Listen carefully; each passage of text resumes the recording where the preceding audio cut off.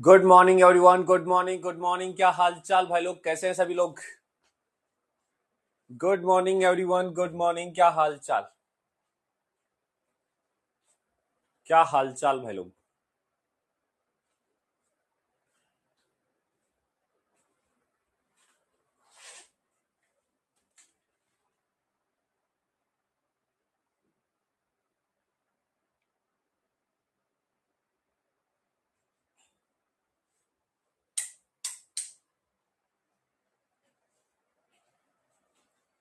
Good morning भाई, good morning, good morning, good morning.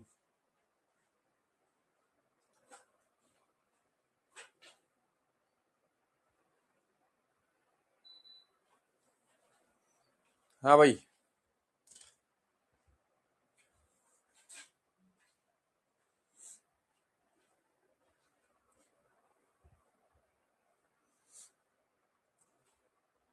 हाँ भाई, क्या हाल चाल? सर एक डाउट है, कांस्टेंट वेलोसिटी और यूनिफॉर्म वेलोसिटी सेम बात है? हाँ हाँ, सेम बात है।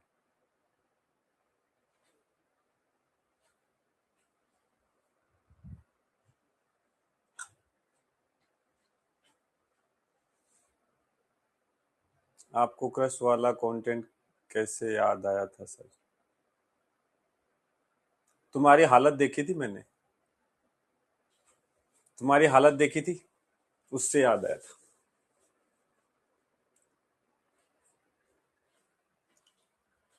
हाँ तो भाई,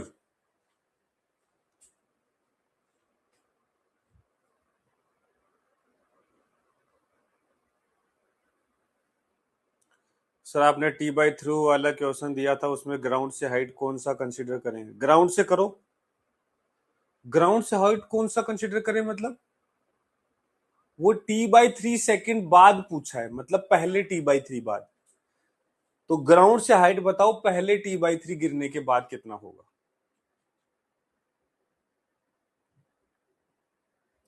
डाउट वाली क्लास आज, हाँ आज रख रहे हैं। बताओ कितने बजे रखें? टाइमिंग इवनिंग में 4 बजे रख दे, 4 से 6। इवनिंग 4 to 6 रख दे, है ना? 5 से। कौन सी क्लास होती है 4 बजे? कौन सी क्लास होती है 4 बजे? कौन सी क्लास होती है?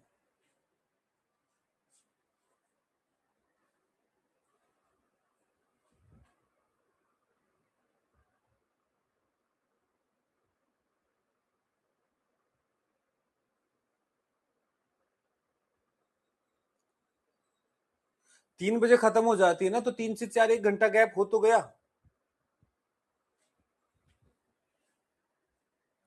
3 से 4 1 घंटा गैप हो तो रहा है भाई?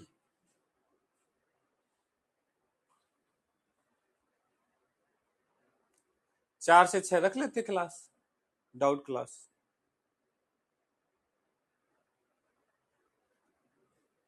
5 से 7 कर देते हैं, चलो 5 से 7 कर देते हैं, ठीक है?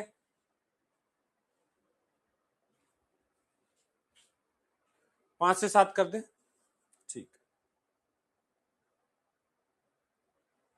5 से 7 कर देते हैं।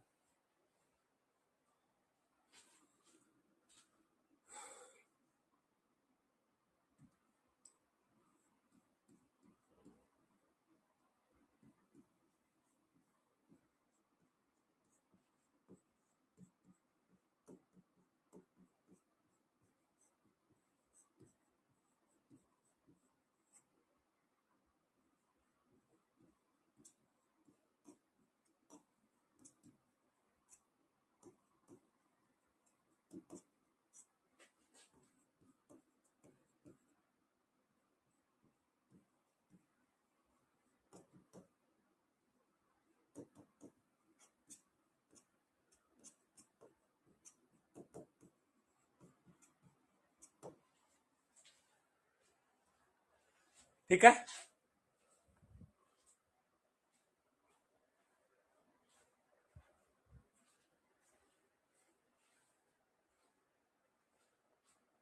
चलो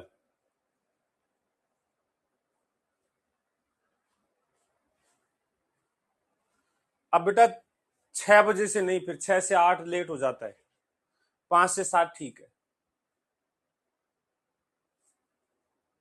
ठीक है, और टाइम पे रहें। जो क्वेश्चन एक बार डिस्कशन में निकल जाएगा वो मैं दोबारा नहीं बताऊंगा। सबसे पहले हम डीपीपी डिस्कस करेंगे, फिर हम मॉड्यूल डिस्कस करेंगे, फिर हम नीट एडवांस डिस्कस करेंगे, मोशन इन स्ट्रेट लाइन का डिस्कस करेंगे। ठीक है, डीपीपी, मॉड्यूल, फिर NEET advance, motion in straight line का।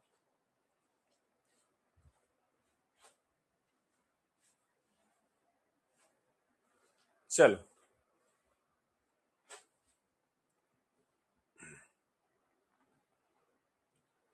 इसका क्या आंसर आया? इसका क्या आंसर आया? A ball is released from height as T1, T2 with the time required to complete the first half and second half respectively. Then they choose the correct relation between T1 and T2. लो भाई answer आ गया।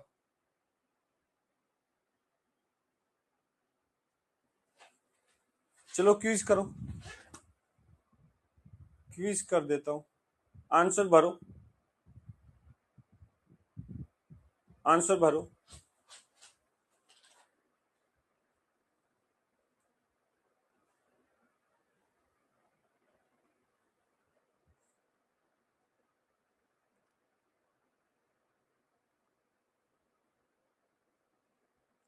देखो बेटा आधे बच्चों का ही सही है, और इतना सीधा सीधा सीधा सीधा क्वेश्चन है, कुछ भी नहीं है। देखो बोला कि एक हाइट एच से यहां से रिलीज कर दिया, ये आया ग्राउंड पर, ये ग्राउंड है, ये हाइट टोटल एच है। तो अब देखो पहला आधा डिस्टेंस मतलब ये h/2 और ये भी h/2, दोनों बराबर बराबर डिस्टेंस है। इसमें टाइम t1 लगा और इसमें टाइम t2 लगा, तो बराबर बराबर डिस्टेंस, फॉर इक्वल डिस्टेंस क्या रेशियो होता है? फॉर इक्वल डिस्टेंस रेस से स्टार्ट हुआ है, t1 रेशियो t1/t2 जो है वो आएगा 1/√2 - 1। देखो देखो देखो, सीधा सीधा T2 आ रहा है √2 - 1 इंटू T1। देखो रेशियो वाला बताया था, रेशियो वाला बताया था बेटा, सीधा आंसर आ रहा है T2 is equal to √2 - 1 T1। बेटा इसमें और इसमें फर्क नहीं दिख रहा तुम्हें?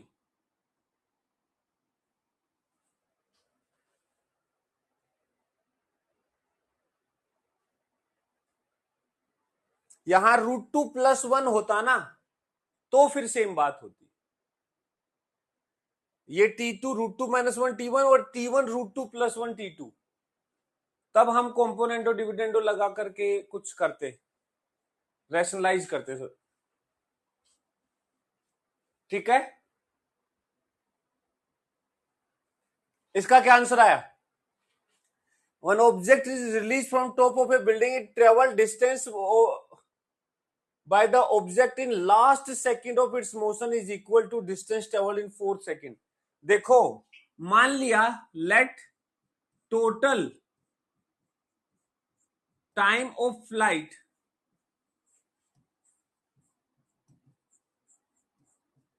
is t, तो लास्ट सेकंड मतलब कौन सा होगा? टीएथ सेकंड होगा, टीएथ सेकंड मतलब t-1 से t वाला जो होगा वो लास्ट सेकंड होगा। तो आप कहोगे distance in tth second, distance in tth second बराबर होगा डिस्टेंस इन फर्स्ट 4 सेकंड।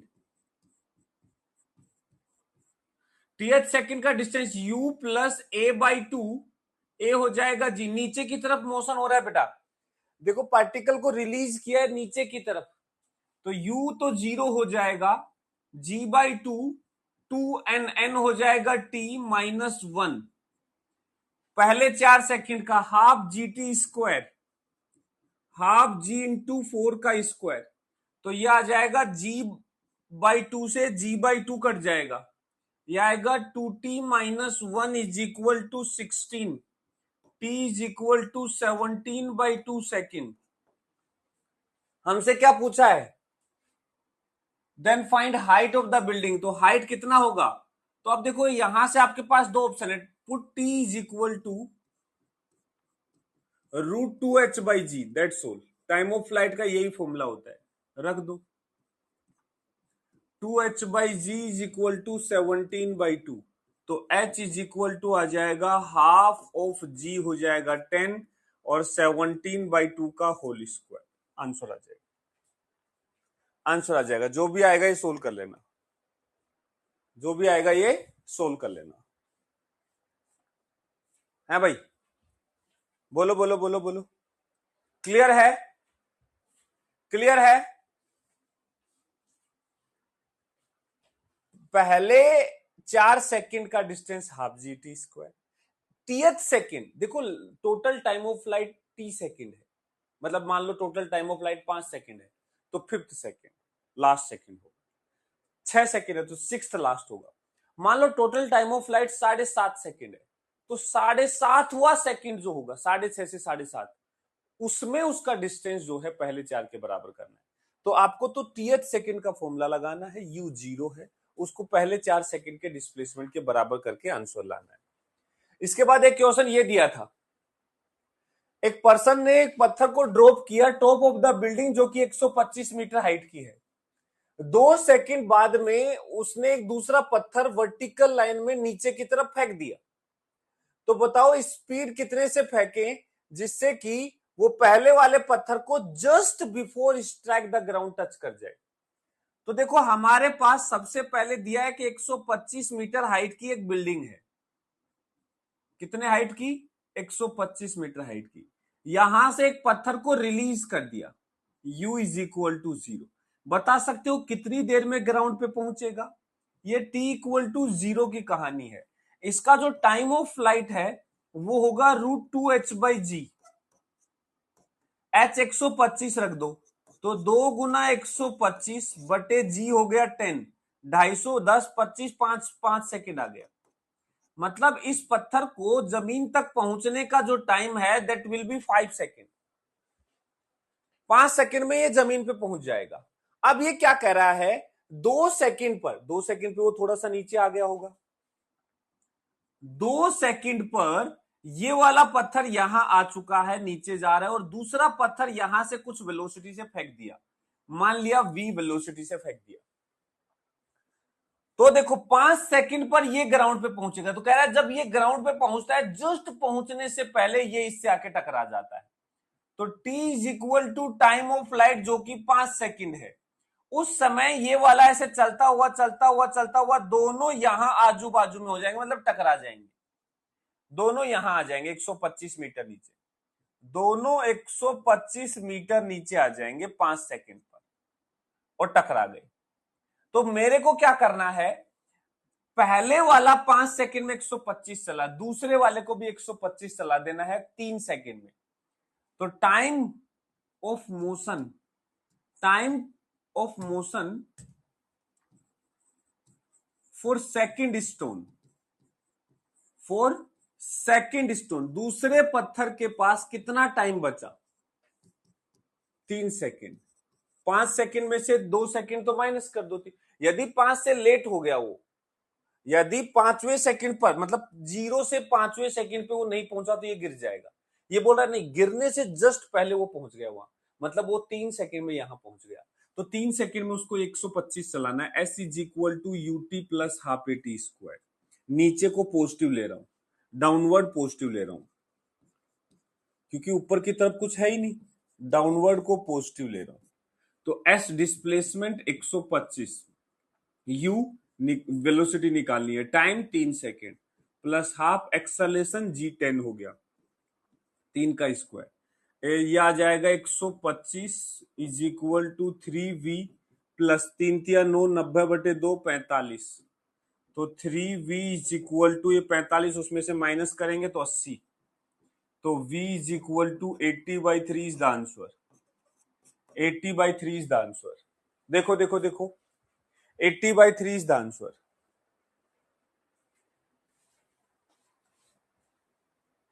क्या बोलते हो? 80/3 इज द आंसर। देखो देखो देखो, 80/3 इज द आंसर।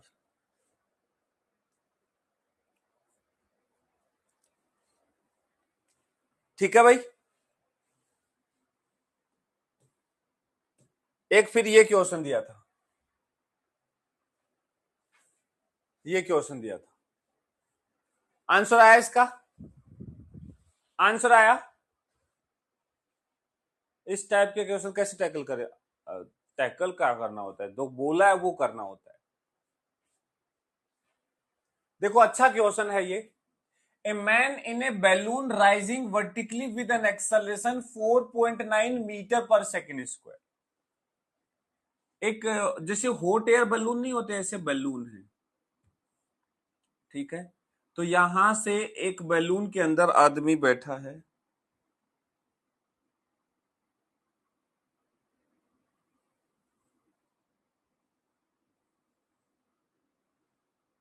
ठीक है, जो कि ऊपर की तरफ राइज कर रहा है 4.9 मीटर पर सेकेंड स्क्वायर, ठीक है। Release a ball 2 second after the balloon is let go. Balloon को जस्ट छोड़ा है, अब वो ऊपर की तरफ एक्सेलरेट करेगा रेस्ट पे, तो ये रेस्ट से स्टार्ट हुआ है। अब 2 सेकेंड बाद, ये कहानी है t=0 की, 2 सेकेंड में ये ऊपर आ जाएगा। तो 2 सेकेंड में चलो, ये t=2 सेकेंड पर ये कुछ ऊपर आ गया, यहां पहुंच गया, ठीक है। अभी भी है ऊपर एक्सेलरेट कर रहा है, ये तो अपना काम कर रहा है, लेकिन इसके पास 2 सेकेंड में अब कुछ वेलोसिटी आ चुकी है। कोई पूछे वेलोसिटी कितनी आ चुकी है, u+80, ए है 4.9, टी है 2 सेकेंड, तो वेलोसिटी आ चुकी है 9.8 मीटर पर सेकेंड। वेलोसिटी कितनी आ चुकी है, 9.8 मीटर पर सेकेंड। और ये यहां से कुछ ऊपर भी जा चुका है। कोई पूछे कितना ऊपर जा चुका है, s is equal to ut plus half a t square. Ut तो 0 हो गया, तो यूटी तो 0 हो गया, हाफ ए हो गया 4.9 और टी स्क्वायर हो गया 2 का स्क्वायर, तो ये भी 9.8 आ गया, 9.8 मीटर ऊपर आ गया। अब यहां से एक बॉल को ड्रॉप कर दिया गया।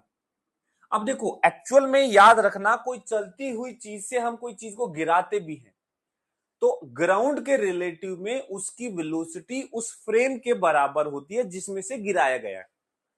जैसे चलती हुई ट्रेन से यदि हम एक बॉल को नीचे गिराएंगे, तो बॉल तरीके से नीचे नहीं गिर रही है, जो ट्रेन की वेलोसिटी है वो बॉल के पास भी होती है, ठीक है। बॉल वही का वही नीचे नहीं गिरती है, बॉल ट्रेन के पैरेलल उस वेलोसिटी से जाते हुए ऐसे पैराबोलिक मोशन करते हुए गिरती है। कोई ग्राउंड से खड़ा होकर के उस ट्रेन को देखेगा, तो जो ट्रेन की वेलोसिटी है वही बॉल की वेलोसिटी है, और उसने छोड़ा तो वो नीचे आएगी, लेकिन वो वहां की वहां ना गिर के आगे जाके गिरेगी। हमें लगता है पीछे रह गई, वो रीजन है कि ट्रेन लगातार मान लो आगे एक्सेलरेट हो रही है। यदि मान लो ट्रेन एक कांस्टेंट वेलोसिटी से चल रही है और हम मान के चलें कि एयर रेजिस्टेंस नहीं है, तो चलती हुई ट्रेन से बॉल गिराओगे तो वो तुम्हारे सामने ऐसे नीचे जाएगी, पीछे नहीं जाएगी, नीचे जाएगी। वो पीछे जाने का रीजन होता है एयर रेजिस्टेंस, वो हम इग्नोर कर रहे हैं अभी, ठीक है। तो अब यदि जैसे चलते हुए बैलून में से कोई चीज को गिराओगे, तो जो बैलून के पास वेलोसिटी है वो इसके पास भी होगी। इसका जो u होगा वो बराबर होगा वेलोसिटी ऑफ बैलून, जो कि है 9.8 मीटर पर सेकेंड। मतलब इसके पास इनिशियली नो वेलोसिटी होगी 9.8 मीटर पर सेकेंड, और ये कितने हाइट पर होगा, 9.8 हाइट पर होगा। तो जब आप यहां से इसको गिराओगे तो ये इस ऐसे ऊपर जाके नीचे आएगी, इसके साथ साथ ऊपर जाएगी, लेकिन ये जैसे इसको गिराओगे, अब इसका एक्सेलरेशन जो है नीचे की तरफ जी हो जाएगा, एक्सेलरेशन जो है अब इसका जी हो जाएगा नीचे डाउनवर्ड डायरेक्शन में। बैलून अभी भी ऊपर एक्सेलरेट हो रहा है तो बैलून तो ऊपर निकल जाएगा, लेकिन बॉल थोड़ा सा ऊपर चल के नीचे गिरेगी, लेकिन थोड़ा सा ऊपर जरूर चलेगी क्योंकि उसके पास वेलोसिटी है इनिशियल। ठीक है, तो ये एक प्रकार से प्रोजेक्शन फ्रॉम हाइट केस हो गया। तो यदि इस केस को मैं सिंपल बनाऊं तो ये ऐसा है कि 9.8 मीटर हाइट से 9.8 मीटर हाइट से एक ऑब्जेक्ट को ऊपर की तरफ फेंका गया 9.8 मीटर पर सेकंड की स्पीड से, तो ये बॉल ऐसे ऊपर जाएगी और लौट के वापस आ जाएगी। तो पूछा क्या है आपसे, बताओ। The greatest height above the ground reach by the ball. अब तुम एक बात बताओ, यदि तुम्हें इसके ऊपर ऊपर की हाइट पूछे, ये तो 9.8 होगी, यदि इसके ऊपर की हाइट पूछे ये एच मैक्सिमम इसके ऊपर ऊपर की, तो ये होगा यू स्क्वायर बाई 2g, हाँ या ना। तो यू स्क्वायर हो जाएगा 9.8 का होल स्क्वायर अपॉन 2g, जी हो जाएगा 9.8, एक 9.8 कट जाएगा तो ये 4.9 मीटर आंसर आ जाएगा इसका। लेकिन ये मैक्सिमम हाइट यहां से है, तो height from ground, maximum height from ground, from ground ये आ जाएगा बराबर 9.8 तो पहले से है और यहां से 4.9 मीटर है, तो यह आ जाएगा 14.7 मीटर, 14.7 मीटर फ्रॉम ग्राउंड, ये आंसर आ जाएगा 14.7 metre from ground.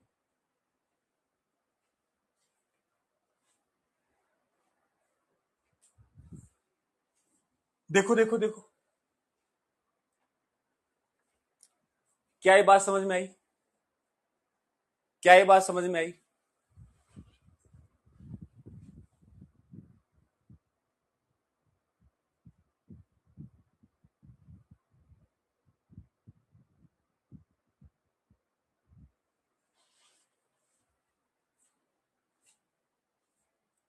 Sir question को समझा दीजिए। एक बैलून, हॉट एयर बैलून है जिसमें हम बैठ गए, जो ऊपर की तरफ एक्सेलरेट कर रहा है, समथिंग एक्सेलरेशन 4.9 मीटर पर सेकेंड स्क्वायर, तो उससे एक्सेलरेट कर रहा है तो 2 सेकंड में वो ऊपर आ जाएगा, कुछ हाइट आ जाएगी, कितना आएगी, s is equal to ut plus half a t square.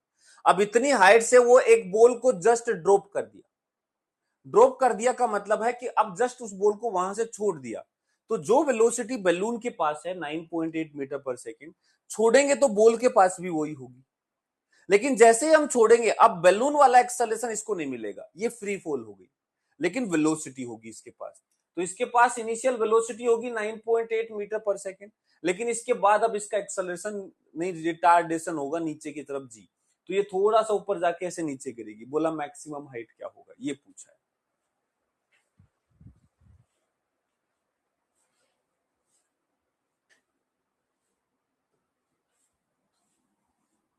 जैसे एक कैलकुलेशन करें, मान लो यदि मुझे मैक्सिमम हाइट निकालनी है तो ये हो जाएगा हाफ 4.9 9.8 अपॉन 4.9 प्लस 9.8 इंटू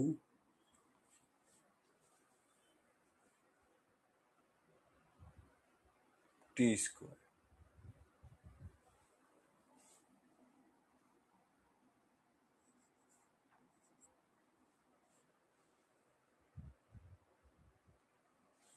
कितना आएगा?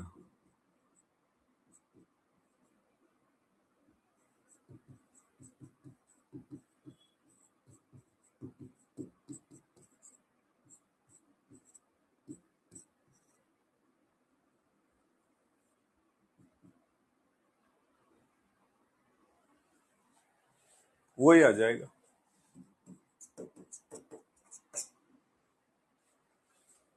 चल, पर बात वही है, ये अभी नहीं समझेंगे, जस्ट मैं तो चेक कर रहा था कि आएगा क्या आंसर।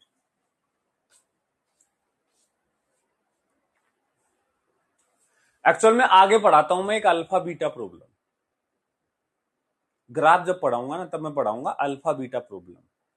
अल्फा बीटा प्रॉब्लम में क्या होता है, कोई भी चीज रेस्ट से रेस्ट तक जा रही है, देखो यहां से रेस्ट से चालू हुआ था, रेस्ट तक जा रही है, तो इस बॉल को ऑब्जर्व करें तो बॉल का एक्सेलरेशन पहले 2 सेकंड तक तो ये बैलून के बराबर ऊपर की तरफ एक्सेलरेट हो रही है, ऊपर की तरफ एक्सेलरेशन है, और 2 सेकंड के बाद जब इसको छोड़ दिया तो इसका एक्सेलरेशन नहीं, रिटार्डेशन हो गया 9.8। तो अल्फा हो गया 4.9, बीटा हो गया 9.8, और 2 सेकंड ये और 1 सेकंड ये, 3 second time of flight.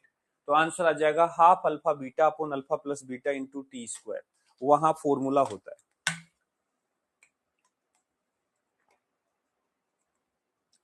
Doubt अगर सर वो बॉल ड्रॉप ना करके नीचे की ओर फेंके तो, बेटा नीचे की तरफ फेंकेगा तो इनिशियल वेलोसिटी देगा, यदि वो नीचे की तरफ 9.8 मीटर पर सेकंड से फेंकता है तो एक्चुअल में ग्राउंड के रिलेटिव में वो रेस्ट पे आ जाएगी, तब तो सीधा √2h/g लगा दो। यदि उससे कम या ज्यादा से फेंकता है तो उसके ग्राउंड के रिलेटिव में वेलोसिटी निकालो, और फिर s is equal to ut plus half a t square लगा के टाइम ऑफ फ्लाइट निकालो, जो मैक्सिमम है, जो भी पूछे भी उस हिसाब से बताओ। ठीक है, बोलो बोलो बोलो।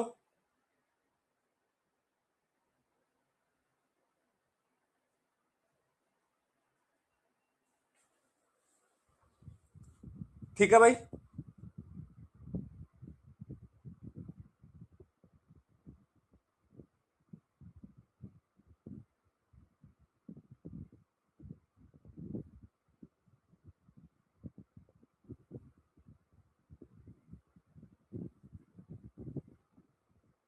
क्या नाम है बेटा? सोहिदुल, सोहिदुल क्या नाम है तुम्हारा? बेटा मैं टेस्ट सिलेबस इतनी बार बता चुका हूं, मैं हर रोज हर 10 मिनट में नहीं बताऊं, ठीक है? यदि आपको टेस्ट सिलेबस जानना है तो या तो नोटिस बोर्ड देखो अब, या फिर सारा लेक्चर देखो, कहीं ना कहीं लेक्चर में मैंने लास्ट लेक्चर में भी बताया, और कहीं ना कहीं नहीं कई बार बताया, पूरा लेक्चर अटेंड करो।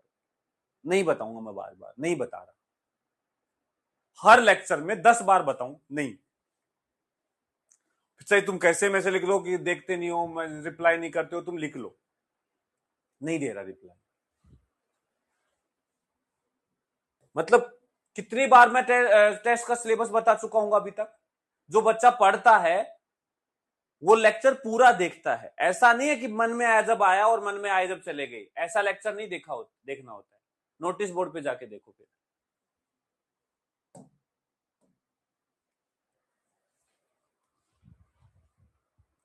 ये करो, चलो ये क्विज कर रहा हूं।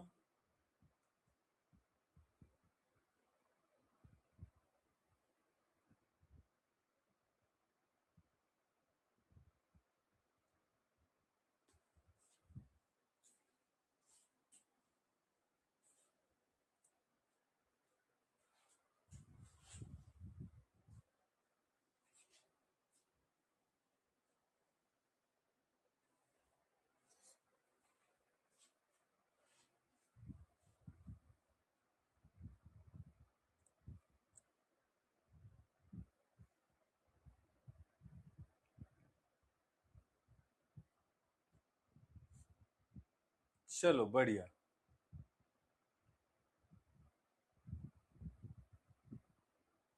देखो क्या क्वेश्चन कह रहे हैं। बोला a body is projected with velocity u, it passes through a certain point above the ground after t1 second. देखो जब एक ऑब्जेक्ट को यहां से हम फेंकते हैं तो ये ऐसे जाके ऐसे आता है, तो कोई सर्टेन हाइट है, इस हाइट से ये t इक्वल टू t1 पे पास करता है, ये t इक्वल टू 0 है, ठीक है? The time interval after which the body passes through the same point during the return journey. मुझे ये टाइम बताना है, टाइम इंटरवल बताना है, मतलब जब दोबारा से ये इससे पास करेगा तो मुझे ये डेल्टा टी, ये इंटरवल बताना है, ये वाला टाइम बताना है कि ये टाइम इंटरवल क्या होगा, ये डेल्टा टी हमसे पूछा है। देखो कैसे निकालेंगे, तुम बताओ मुझे ये वाला टाइम क्या होता है? ये वाला टाइम होता है u/g। कितना होता है? u/g। तो बता सकते हो यहां से यहां तक का टाइम इंटरवल क्या होगा? टोटल है u/g, इसमें से t1 माइनस कर दो, u बाई जी में से T1 माइनस कर दो, ये इतना होगा। तो इधर वाला भी कितना होगा, वही होगा u by ji minus T1, same ही होगा।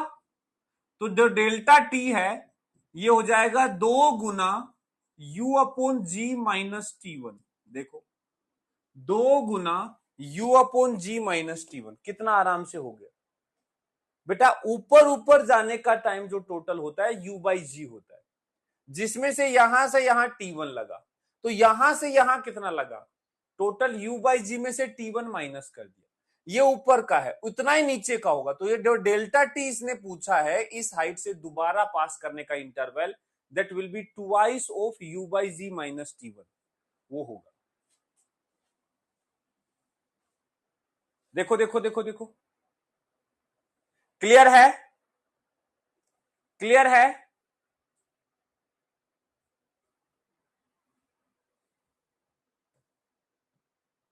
ये वाला करो,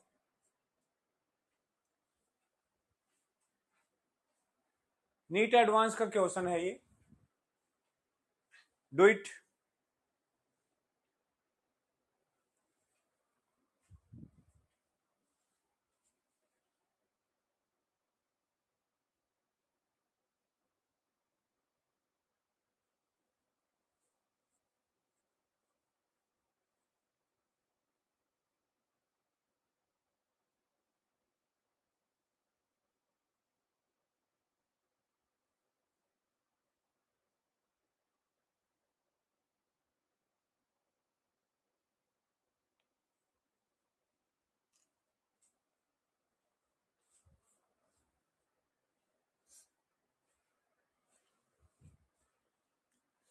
A bead is free to slide down on a smooth wire rigidly stretched between points A and B on a vertical circle। ये एक वर्टिकल सर्कल है जिसमें A से B एक वायर बांध रखा है, ठीक है। एक बीड जो है इसमें फ्री टू मूव है, मतलब वो इसके अंदर ऐसे मूव करेगा, स्लाइड करेगा इधर की तरफ। Bead slide from rest from the highest point A on the circle। AC is diameter, AC diameter है, in vertical direction, then time taken by the bead to reach point B is directly proportional to। कुल मिला के हमें time period निकालना है कि यहां से यहां जाने का कितना टाइम लगेगा। तो अब ध्यान से देखना, हमारे पास ये एक डायमीटर है, ये 2r लेंथ का है, और ये जो सर्कल है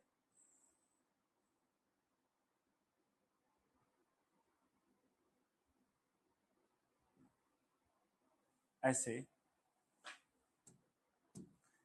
इसमें वायर हमने ऐसे बांधा हुआ है, ये पॉइंट बी है और ये ऐसे बना दिया। बेटा एक प्रॉपर्टी होती है कि जब भी डायमीटर को किसी सरकमफेरेंस के एक पॉइंट से मिलाकर ट्राइंगल बनाते हैं, तो इसमें ये वाला जो एंगल होता है ये 90 डिग्री होता है। कितना होता है, 90 डिग्री। ये प्रॉपर्टी याद होना चाहिए। जब डायमीटर को इसमें किसी भी पॉइंट से मिलाकर के ट्राइंगल बनाएंगे, तो उसमें ये वाले जो पॉइंट पे जो एंगल बनता है दैट इज 90 डिग्री। ये लेंथ है 2r, तो ये वाली जो लेंथ होगी ये एंगल है थीटा। तो 2r के दो कंपोनेंट होंगे, एक कोस एक साइन, तो ये वाली लेंथ हो जाएगी 2r कोस थीटा।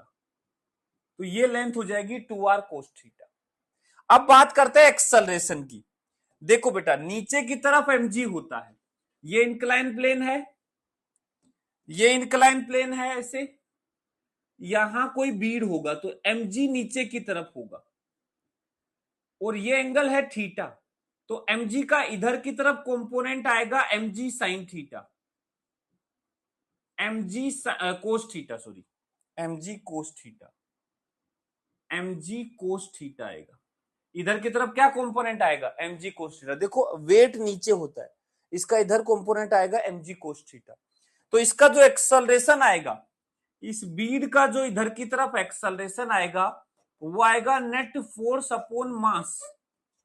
अब देखो इस mg का जो ये वाला कंपोनेंट है वो तो नॉर्मल कैंसिल कर देगा। देखो mg के दो कंपोनेंट होंगे, mg cos theta, mg sin theta.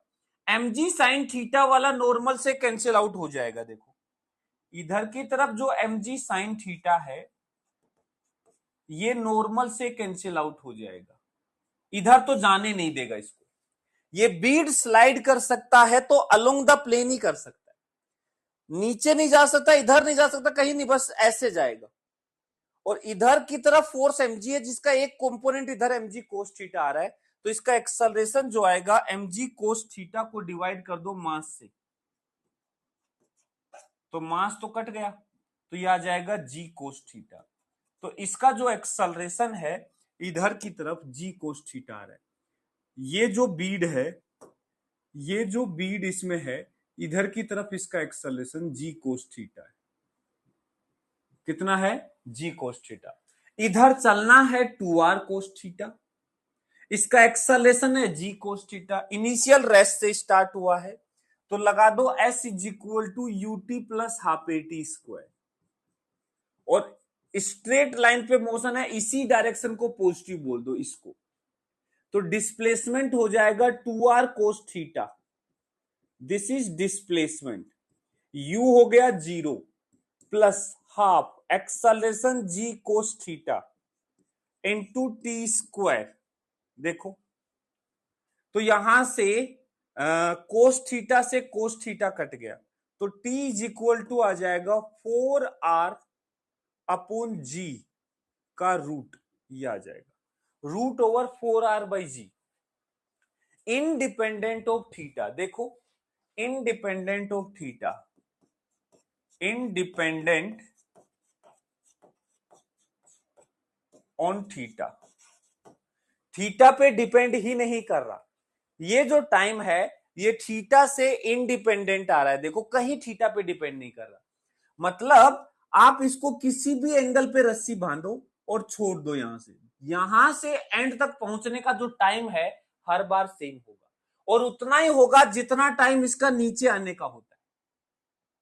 देखो ये एक्चुअल में लिखा है time period is equal to root over 2h, h हो गया 2r by G, root 2h by G लिखा हुआ है। देखो डायमीटर का टाइम है रूट 2h, डायमीटर तो सीधा सीधा वर्टिकल गिरना हो गया, वर्टिकल डायमीटर तो सीधा सीधा गिरना हो गया, तो इसका टाइम होगा रूट 2h बाई जी, तो h हो गया 2r, तो देखो ये 4r बाई जी का रूट ही आएगा।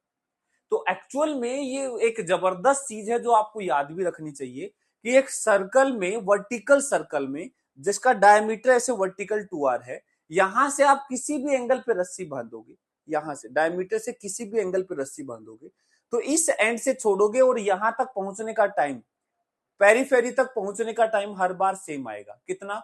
Root over 4r by g same आएगा, थीटा से इंडिपेंडेंट आएगा। देखो यहां हो क्या रहा है, एक्चुअल में जितना ज्यादा एंगल करोगे तो ये डिस्टेंस कम होती जाएगी। देखो 2r से घटते घटते घटते कम होती जाएगी, लेकिन आप ये भी देखो कि एक्सेलरेशन भी इधर करोगे तो जितना एंगल थीटा होगा उतना एक्सेलरेशन कम होता चला जाएगा। कोस थीटा थीटा बढ़ाने पर घटता है, तो डिस्टेंस भी घट रही है तो एक्सेलरेशन भी घट रहा है, दोनों में कोस थीटा का फैक्टर आ रहा है। जैसे ही सोल्व कर रहे हैं वो जीरो कट जा रहा है, मतलब थीटा पे डिपेंडेंसी नहीं आ रही है। Clear? Sir root 2h by g formula लगाकर आर के कोस कंपोनेंट से क्यों नहीं कर रहे? फिर रूट 2h बाई जी नहीं लगाएंगे बेटा, यदि यहां से यहां तक का डिस्टेंस रूट 2h बाई जी से लगा रहे हो तो बेटा जी नहीं यूज कर सकते, इधर की तरफ इसका एक्सेलरेशन जी नहीं है, आप लगाओ रूट 2l बाई ए, वही तो आ रहा है root 2l by A, L ये कोस थीटा में होगा और एक्सेलरेशन भी जी कोस थीटा होगा। बेटा रूट 2h बाई जी तब वैलिड होता है जब वर्टिकली गिर रहा हो, रेस्ट से वर्टिकली एट साइड गिर रहा हो ना। अब देखो यहां पे ये इधर वाली डिस्टेंस का टाइम निकालोगे तो इधर एक्सेलरेशन जी नहीं है, जी कोस थीटा है, तो रूट 2h बाई जी वाला फॉर्मूला लगाना चाहते हो तो जी को जी कोस थीटा लिखो, समझ रहे हो? तो ये जो टाइम है इसको कोई फर्क नहीं पड़ रहा कि आपका एंगल क्या है। क्लियर? अब ये क्या डाउट है, एंगुलर डिस्प्लेसमेंट विल डिपेंड, क्या है एंगुलर डिस्प्लेसमेंट? ज्यादा ज्ञानी मत बना करो बीच में। एंगुलर डिस्प्लेसमेंट विल डिपेंड, क्या क्या क्वेश्चन है? एंगुलर डिस्प्लेसमेंट विल डिपेंड, कहां से आ गया एंगुलर डिस्प्लेसमेंट की बात यहां पे? पता है भी नहीं, बस बोल रहे हैं एंगुलर। क्या है एंगुलर डिस्प्लेसमेंट?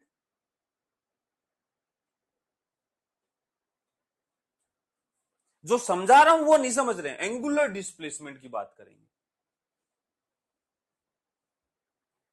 जो समझा रहा हूं वो समझो ना।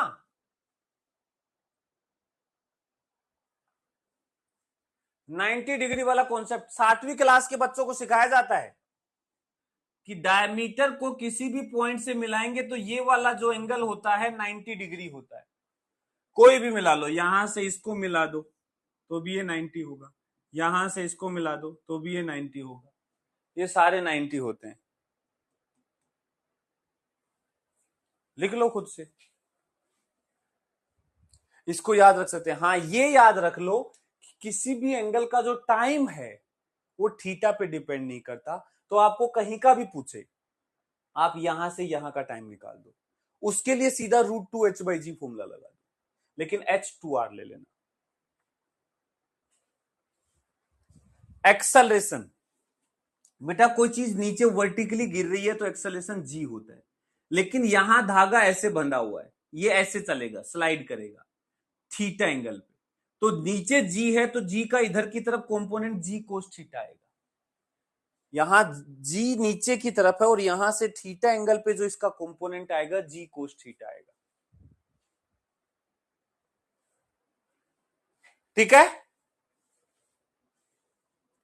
चलो अब आगे बात करते हैं, आगे बात करते हैं।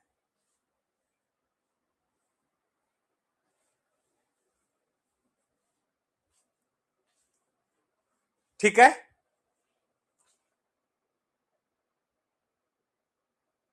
विकास गौतम क्या पूछ रहे हो पूछो। निगेटिव नहीं आएगा, निगेटिव क्या नहीं आएगा, क्या पूछ रहे हो? बोलो। हाँ हाँ, बोलो बोलो। हाँ, क्या?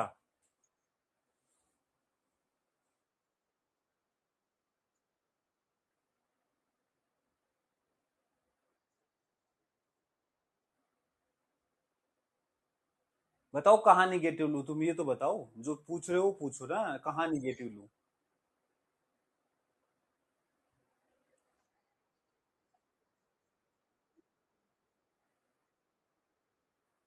मैंने कब बता दिया ऐसी बात?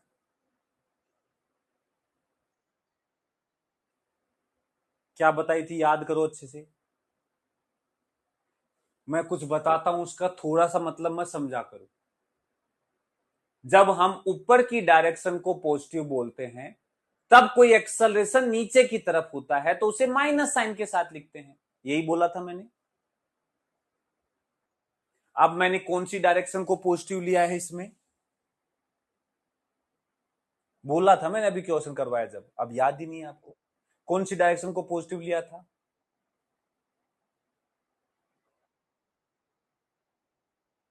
ऐसा नहीं है, मैंने यहां क्या लिया था ये बताओ।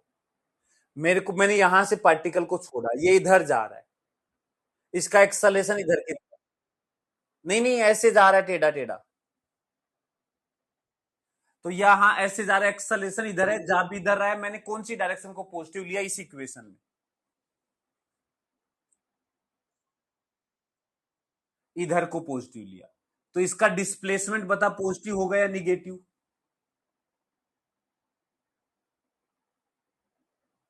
अरे जब ये इधर जा रहा है तो इसका डिस्प्लेसमेंट प्लस का होगा या माइनस का? प्लस का लिया, u जीरो हो गया, ए, इसका एक्सेलरेशन इधर की तरफ g कोस थीटा है, बता प्लस का लू या माइनस का? तो प्लस का लिया।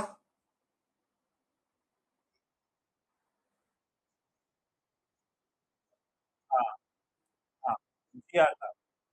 हाँ जी आता, यदि मान लो नीचे की तरफ गिरता तो जी आता, इधर है तो जी कोस थीटा है। अब बता क्या पूछ रहा था।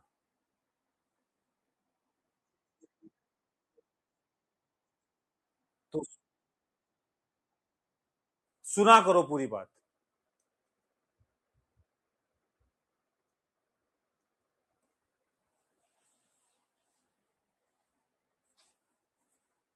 सर जी कोस थीटा की वैल्यू कैसे निकलेगी,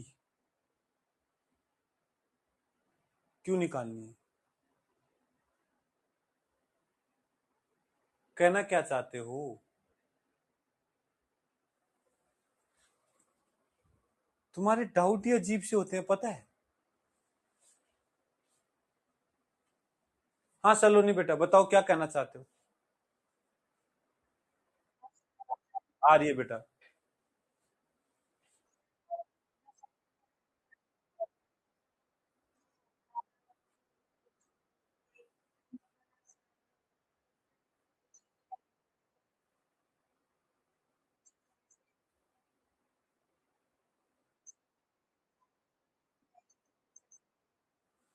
मतलब मैंने कुछ बच्चे बोल रहे थे sir root two H by G क्यों नहीं लगा रहे इधर की तरफ, बल्कि हमने वो फॉर्मूला निकाला था वर्टिकल के लिए, क्योंकि वर्टिकल में एक्सप्रेशन जी होता है तो वहां पे रूट टू एच बाई जी आया। अब यदि मान लो हम इधर के लिए लगाएंगे तो इधर की तरफ एक्सेलेरेशन जी तो है नहीं, कितना है जी कोस थीटा है, तो आंसर आएगा रूट ओवर टू एच। इधर की ये डिस्टेंस कितनी हो गई, टू आर कोस थीटा, कितनी हो गई, two R cos theta, upon G की जगह क्या है यहां पे, G cos theta, cos theta cut गया, root four R by G आ गया, यही आया यहां भी। और कुछ डिफरेंस नहीं है, वही चीज है, यू जीरो टी जीरो हो गया तो ये देखो टू एस बाई ए लिखा हुआ है, ये भी वही चीज है, ये कह रहा था मैं। अब तुम्हें थीटा की वैल्यू कहां निकालनी पड़ी, कोस थीटा की वैल्यू, बस आ गया जी कोस थीटा।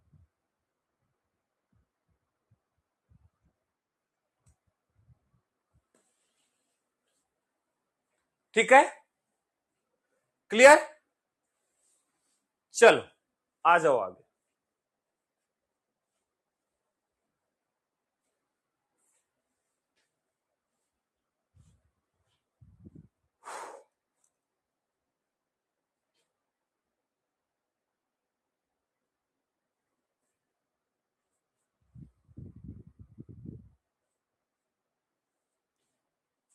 सर जी हमसे मोशन अंडर ग्रेविटी के क्वेश्चन नहीं बनते हैं तो क्या करें, छोड़ दो।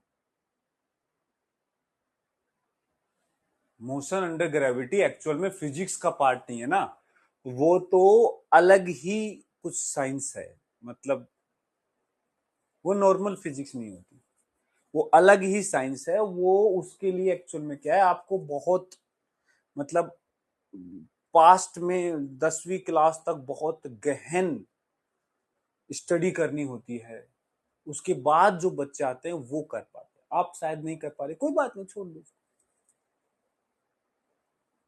वो अलग साइंस है। ठीक है, वो नॉर्मल फिजिक्स नहीं है, ये जो अभी मोशन अंडर ग्रेविटी पढ़ रहे हैं ये नॉर्मल फिजिक्स नहीं है, वो अलग साइंस है।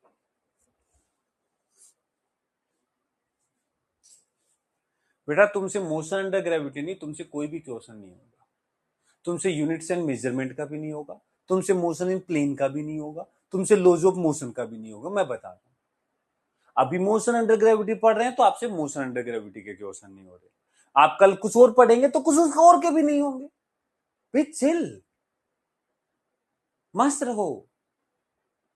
तुम्हें लगता है कि हर चैप्टर के हर टॉपिक के क्वेश्चंस को करने का कुछ अलग तरीका होता है, मतलब मोशन इन स्ट्रेट लाइन में यूनिफॉर्मली एक्सेलरेटेड मोशन पढ़ने का कुछ अलग तरीका होता है, मोशन अंडर ग्रेविटी का कुछ अलग तरीका होता है, ग्राफ पढ़ने का कुछ अलग तरीका होता है, हर चीज का अलग तरीका होता है, शायद तुम वो तरीका मिस कर रहे हो, नहीं नहीं,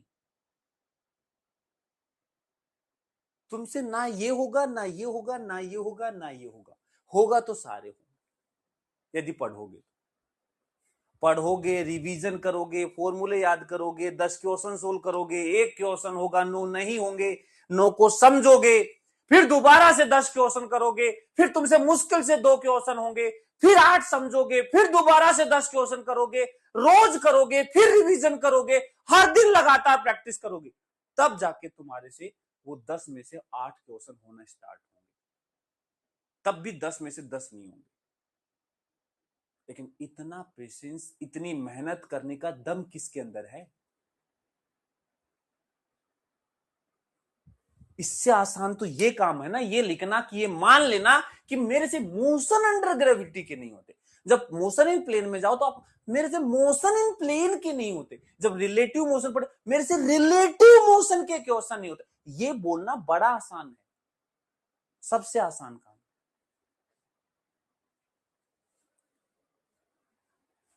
अभिजीत पांडे जी का हाइपोटेनियस देखते हैं।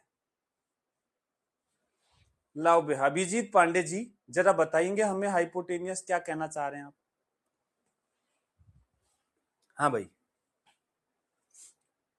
अभिजीत पांडे जी बोलिए क्या कहना। हाँ बताओ। हम्म,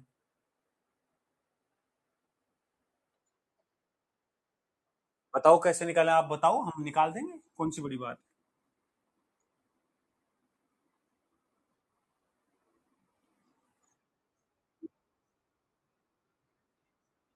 हाँ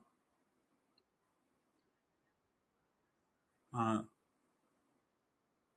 डायमीटर 2r आ गया। हाँ तो बताओ तो सही, कैसे करूं भाई, मैं तेरे से वही तो पूछ रहा हूं, बताओ। हाइपोटेनियस से नहीं कर सकते? हाइपोटेनियस, अरे बताओ तो सही, कहां से कैसे करूं? तुम बोलो, मैं लिख दूंगा, बताओ।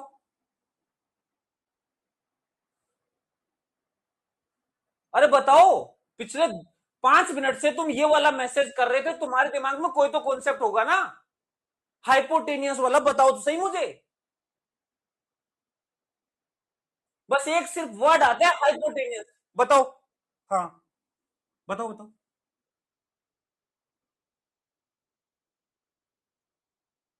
इसको एक्स बोल दूं? इसको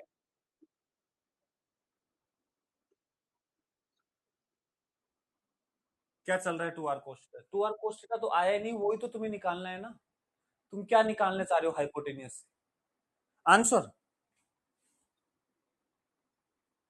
हाइपोटेनियस से क्या निकालना चाह रहे हो? टाइम पीरियड है?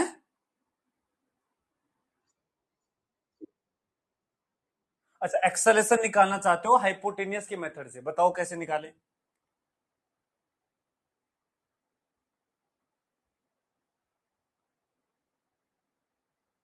बोलो,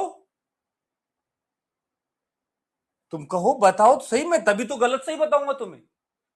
हो सकता है तुम कोई मेथड बता रहे हो, बताओ कैसे। एक्सेलरेशन हाइपोटेनियस से कैसे निकालने लगे, मुझे बताओ तो सही।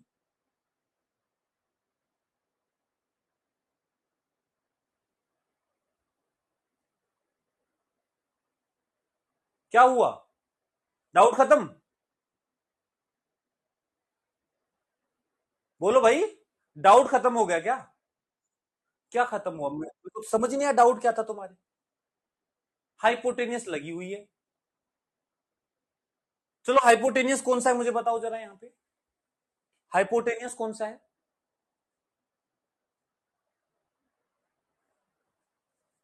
यहां हाइपोटेनियस कौन सा है? मैं पूछ रहा हूं अब आपसे क्वेश्चन। ए से सी हाइपोटेनियस है, तो ये तो पता है हमें। अब तुम एक्सेलरेशन कब से हाइपोटेनियस से निकालने लग गए? अरे भाई, कंपोनेंट किस लिए सिखाया गया था? किस लिए सिखाया गया था? बस एक एक्स्ट्रा टॉपिक ऐड कर दिया गया था, कंपोनेंट। सीधा सीधा इसका एक्सेलरेशन नीचे की तरफ जी होता है, इसका जी cos थीटा तुमसे हो नहीं रहा, और हाइपोटेनियस से निकालोगे, पता नहीं क्या निकाल रहे हो हाइपोटेनियस से। तो लॉजिक थोड़ा बहुत तो रखो यार, तुम क्या बोल रहे हो? और तुम्हें यदि मैं नहीं जवाब दूं तो तुम कहोगे हाँ मेरे तो क्वेश्चन का जवाब ही नहीं दे रहे हो। क्या आदत हो गई है तुम लोगों की यार। मैंने ये वाला ऑप्शन इसलिए रखा ताकि तुम लोगों की बात समझ सकूं, लेकिन तुम्हारे जब डाउट सुनता हूं मुझे शर्म आती है कि मैं क्या पढ़ा रहा हूं तुम्हें। तुम्हें पता ही नहीं है तुम क्या पूछ रहे हो, पूछने लग जाते हो बस। तुम्हें कुछ नहीं पता क्या पूछ रहे हो, हाइपोटेनियस से क्या कर देंगे पता नहीं, खुद को ही नहीं पता क्या पूछ रहे हैं।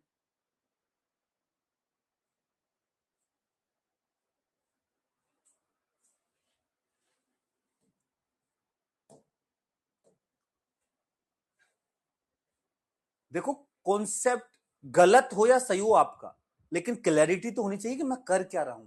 जब तुम इफ एंड बट अपने आप से करने लग जाओगे ना जिस दिन, कि मैं ये फॉर्मूला लगा रहा हूं क्यों लगा रहा हूं, मैं ये कॉन्सेप्ट लगा रहा हूं क्यों लगा रहा हूं, क्या कॉन्सेप्ट लगा रहा हूं, खुद से पूछोगे ना, तो गलत कॉन्सेप्ट लगा ही नहीं सकते। मैं कहता हूं कि न्यूमेरिकल्स क्वेश्चन जो होते हैं न्यूमेरिकल वाले, उनका गलत आंसर आ ही नहीं सकता।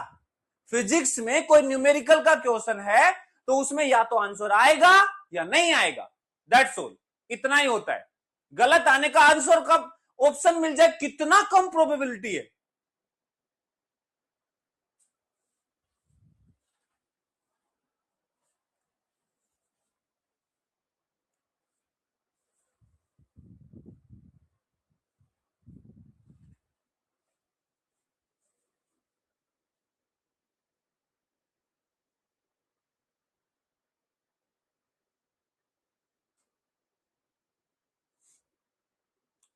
चलो, इफेक्ट ऑफ एयर रेजिस्टेंस।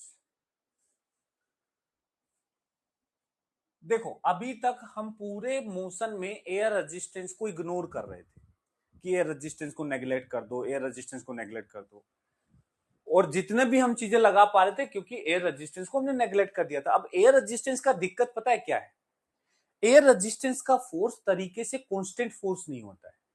अब कांस्टेंट फोर्स नहीं है, वेरिएबल फोर्स है, तो इसका एक्सेलरेशन भी वेरिएबल हो जाएगा। तो ऐसा मोशन फिर यूनिफॉर्मली एक्सेलरेटेड मोशन ही नहीं रहेगा, तो उसको यहां से स्टडी करना पॉसिबल नहीं है।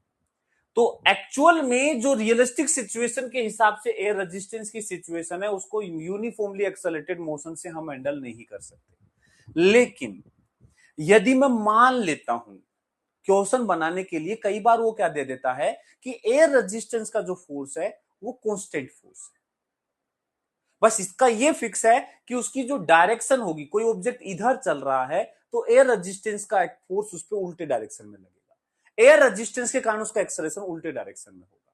मतलब एयर रेजिस्टेंस एक रिटार्डेशन प्रोवाइड करेगा उसको, और वो जो रिटार्डिंग फोर्स है, लेट अस अज्यूम कि वो कांस्टेंट है। हम एक अजम्पशन ले रहे हैं, जो हम आगे पढ़ रहे हैं वो सिर्फ एक constant retarding force, constant air resistance के लिए ही वैलिड होगा, यदि क्वेश्चन में मेंशन है तो, हमेशा वैलिड नहीं होगा। ठीक है, तो let us assume that force of air resistance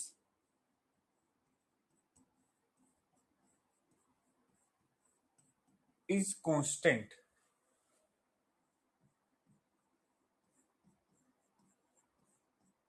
and it provides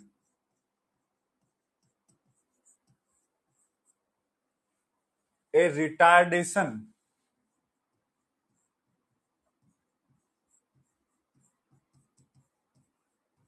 A in the motion। Retardation का मतलब है अपोजिट डायरेक्शन में एक्सेलरेशन होगा, जिधर चलेगा उसके अपोजिट एक्सेलरेशन होगा।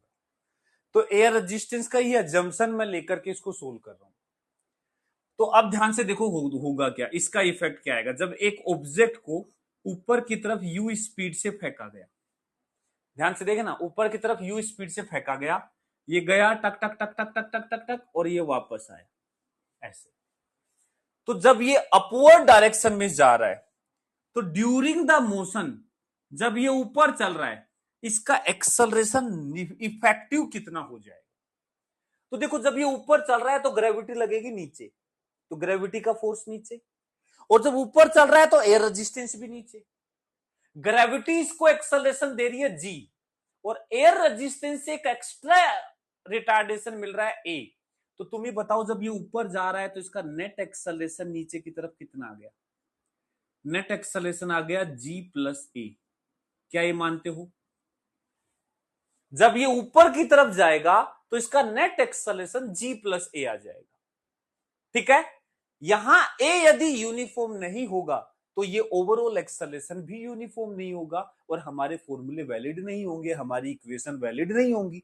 लेकिन यदि ए यूनिफॉर्म है तो अपवर्ड जर्नी के दौरान हमारी सारी equations as it is valid होंगी। बस वहां पर जी की जगह जो वैल्यू आ जाएगी वो जी प्लस ए आ जाएगी। बोलो बोलो बोलो, जी भी तो ए होता है। हाँ, एक्चुअल में ए जो है ए, ये नेट एक्सेलरेशन नहीं है। यहां क्वेश्चन में देखो क्या दिया है, इसने बोला है कि एयर रेजिस्टेंस के कारण एक एडिशनल रिटार्डेशन मिल रहा है ए, एयर रेजिस्टेंस के कारण। ग्रेविटी अपना काम अलग कर रही है, मतलब एयर रेजिस्टेंस का जो फोर्स है एक एडिशनल रिटार्डेशन प्रोड्यूस करता है ए के बराबर, और ग्रेविटी अपना एक्सेलरेशन रिटार्डेशन जी देती है। अब अच्छी बात यह है ग्रेविटी भी नीचे और एयर रेजिस्टेंस भी नीचे, क्योंकि पार्टिकल ऊपर जा रहा है, तो इसका इफेक्टिव फोर्स नीचे हो जाएगा mg प्लस ma, जिसके कारण इसका इफेक्टिव एक्सेलरेशन आ जाएगा g प्लस ए। तो इफेक्टिव कितना आ गया? g प्लस ए। कब? जब ऊपर जा रहा है। जब ये घूम के वापस नीचे जाएगा, जब ये नीचे की तरफ मोशन कर रहा होगा, जब ये नीचे की तरफ मोशन कर रहा होगा तो यहां खेल बदल जाएगा। ग्रेविटी यहां नीचे ही लगेगी जी, लेकिन एयर रेजिस्टेंस का फोर्स जो है ऊपर की तरफ लगेगा, तो एक्सेलरेशन ऊपर की तरफ ए मिलेगा। नीचे की तरफ जी एक्सेलरेशन मिल रहा है, ऊपर की तरफ ए, तो इसका नेट एक्सेलरेशन नीचे की तरफ हो जाएगा जी माइनस ए। कितना हो जाएगा? जी माइनस ए। इसका इफेक्टिव एक्सेलरेशन जी माइनस ए हो जाएगा। अब ये मत बोलना सर जी माइनस ए क्यों, ए माइनस जी क्यों नहीं हुआ? एक्चुअल में जी की वैल्यू ए से ज्यादा होगी, ऑब्वियस सी बात है। एयर रेजिस्टेंस का फोर्स इतना भी ज्यादा नहीं कि ग्रेविटी से भी ज्यादा, मतलब मैं एक बॉल को यहां से छोड़ूं तो वो नीचे जाने की बजाय ऊपर जाए, ऐसा तो पॉसिबल नहीं। तो इसलिए ए की वैल्यू होगी थोड़ा जी से कम ही होगी, तो जी माइनस ए हो गया। तो ऊपर जाते टाइम जी प्लस ए हो गया, क्योंकि दोनों एक्सेलरेशन सेम डायरेक्शन में आ गए। नीचे आते टाइम जी नीचे की तरफ है, ए ऊपर की तरफ है, इफेक्टिव जी माइनस ए हो गया। क्या हो गया? जी माइनस ए। क्या ये बात क्लियर है? और हाईएस्ट पॉइंट तो वो पॉइंट होता है जहां इसकी वेलोसिटी जीरो हो जाती है। अब ऐसी सिचुएशन में मेरे को कुछ चीजें निकालनी है, जैसे मेरे को निकालना है कि इसकी मैक्सिमम हाइट क्या होगी। मेरे को निकालना है कि इसकी मैक्सिमम हाइट क्या होगी। मैक्सिमम हाइट कितनी हो जाएगी? Maximum height attend. अब दिक्कत पता है क्या आती है? दिक्कत यह आती है कि जो फॉर्मूले हैं क्या मैं लगा सकता हूं या नहीं। क्या यू स्क्वायर बाई टू जी वाला फॉर्मूला लगा सकता हूं? आप सोचा जाए तो लगा तो सकते हैं, एक्सेलरेशन कांस्टेंट है। लेकिन दिक्कत यह है एक्सेलरेशन यहां दो दो हो गई, ऊपर जाते टाइम जी प्लस ए, नीचे आते टाइम जी माइनस ए, कौन सा लगाऊं? तो अब तुम खुद सोचो कि मैक्सिमम कितना ऊपर जाएगा, ये कौन सा मोशन डिसाइड करेगा, अपवर्ड जर्नी वाला या डाउनवर्ड जर्नी वाला? ऊपर जाने की जो हाइट है, which motion will decide, upward motion या डाउनवर्ड मोशन? अपवर्ड मोशन वो बताएगा कि मैक्सिमम कितना ऊपर जाएगा। डाउनवर्ड का उससे कोई लेना देना नहीं है। नीचे आते टाइम क्या होगा वो छोड़ो, क्या पता नीचे आते टाइम कोई हवा में इसको पकड़ ले, कोई पता थोड़ा। मैक्सिमम हाइट जाने का टाइम जो है वो अपवर्ड मोशन डिसाइड करेगा, और वहां जी जो है जी प्लस ए है, तो यहां आ जाएगा u square upon two g effective, और अपवर्ड मोशन में जो जी इफेक्टिव है दैट इज जी प्लस ए। तो ये हो जाएगा मैक्सिमम हाइट। मेरे ख्याल से किसी को डाउट नहीं होना चाहिए। यू स्क्वायर बाई टू जी लगा पाया क्योंकि एक्सेलरेशन कांस्टेंट है, बस जी की जगह जी प्लस ए है, और जी प्लस ए इसलिए लिया क्योंकि ऊपर जाने की हाइट ऊपर जाने का मोशन ही डिसाइड करेगा, और ऊपर जाने के मोशन में इसका एक्सेलरेशन जी प्लस ए है। सर आपने जी प्लस ए पर डायरेक्शन गलत लिखा हुआ है, तो आप बता दीजिए भाई, आप बता दीजिए इसका एक्सेलरेशन की डायरेक्शन क्या आएगी। जब एक पार्टिकल ऊपर जा रहा है तो उसका एक्सेलरेशन ऊपर की तरफ होगा, नीचे आ रहा है नीचे की तरफ होगा, ऐसा ही ना, यही कहना चाह रहे हो। जब एक पार्टिकल ऊपर जा रहा है तो इसको ग्रेविटी ऊपर खींच रही होती है, ऊपर जा रहा है तो एयर रेजिस्टेंस ऊपर की तरफ लगेगा। शायद मैंने गलत लगा दिया होगा। हाँ,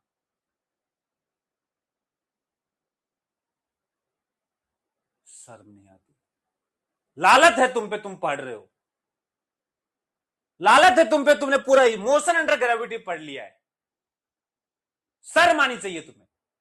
ये डाउट है तुम्हारा। 9वीं क्लास का बच्चा ऐसा डाउट नहीं पूछेगा, वो भी सोचेगा कि यार ग्रेविटी कब से ऊपर लगने लग गई।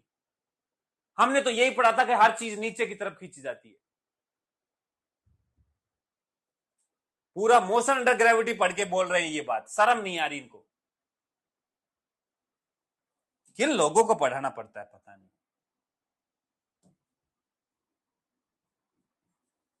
खुद सोच के देखो डाउट तुम्हारा क्या है। ये ऊपर की तरफ होगा एक्सेलरेशन, ग्रेविटी ऊपर की तरफ होगी। पूरा मोशन अंडर ग्रेविटी पढ़ने के बाद तुम्हारे को ये डाउट आ रहा है। सॉरी बोलने से कुछ नहीं हो जाता है। मेरे को मत बोलना, अपने घर वालों को बोलना कि पापा मेरा सिलेक्शन नहीं हुआ, मैं नहीं पढ़ी। मेरे को क्यों बोलना है? मैं तो ठीक है, गुस्सा करके चला जाऊंगा थोड़ी देर बाद, खत्म बात, अगले दिन फिर वही वैसा ही।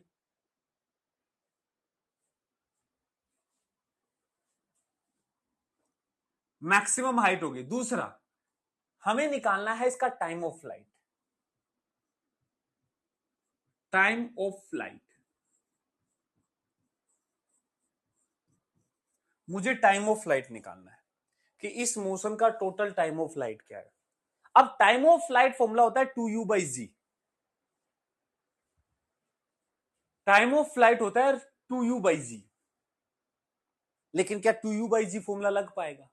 पता है 2u/g हम तब लगाते हैं जब ऊपर जाते समय और नीचे आते समय दोनों ही केस में एक्सेलरेशन नीचे की तरफ g होता है, तब हम लगाते हैं 2u/g।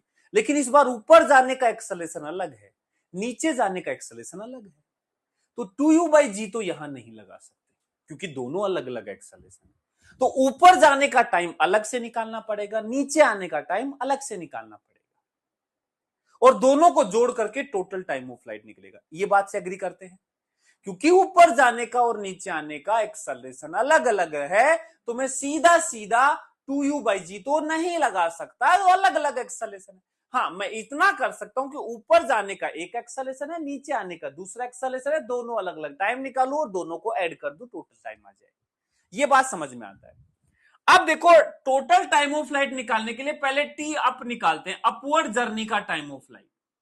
मैंने एक ऑब्जेक्ट को यू स्पीड से फेंका, अपवर्ड जर्नी का टाइम होता है u/g। u स्पीड है और g की जगह आ गया g+a, ये तो अपवर्ड जर्नी का टाइम आ गया u/g। देखो देखो, बस g की जगह क्या आ गया? g+a। g की जगह क्या आ गया? g+a। कोई दिक्कत इसमें? u से फेंका, फाइनली 0 हो गई। आप v = u+80 लगाओगे, उससे भी आंसर आ जाएगा, v 0 हो जाएगा, सोल्व करोगे टाइम यही आ जाएगा। ठीक है, u/g होता है, g की जगह g+a। टी डाउन क्या हो जाएगा? टी डाउन, डाउनवर्ड जर्नी का टाइम, डाउनवर्ड जर्नी का टाइम बताओ क्या हो जाएगा? नीचे आने का टाइम क्या हो जाएगा? नीचे आने का टाइम, यहां से नीचे आने का टाइम क्या हो जाएगा?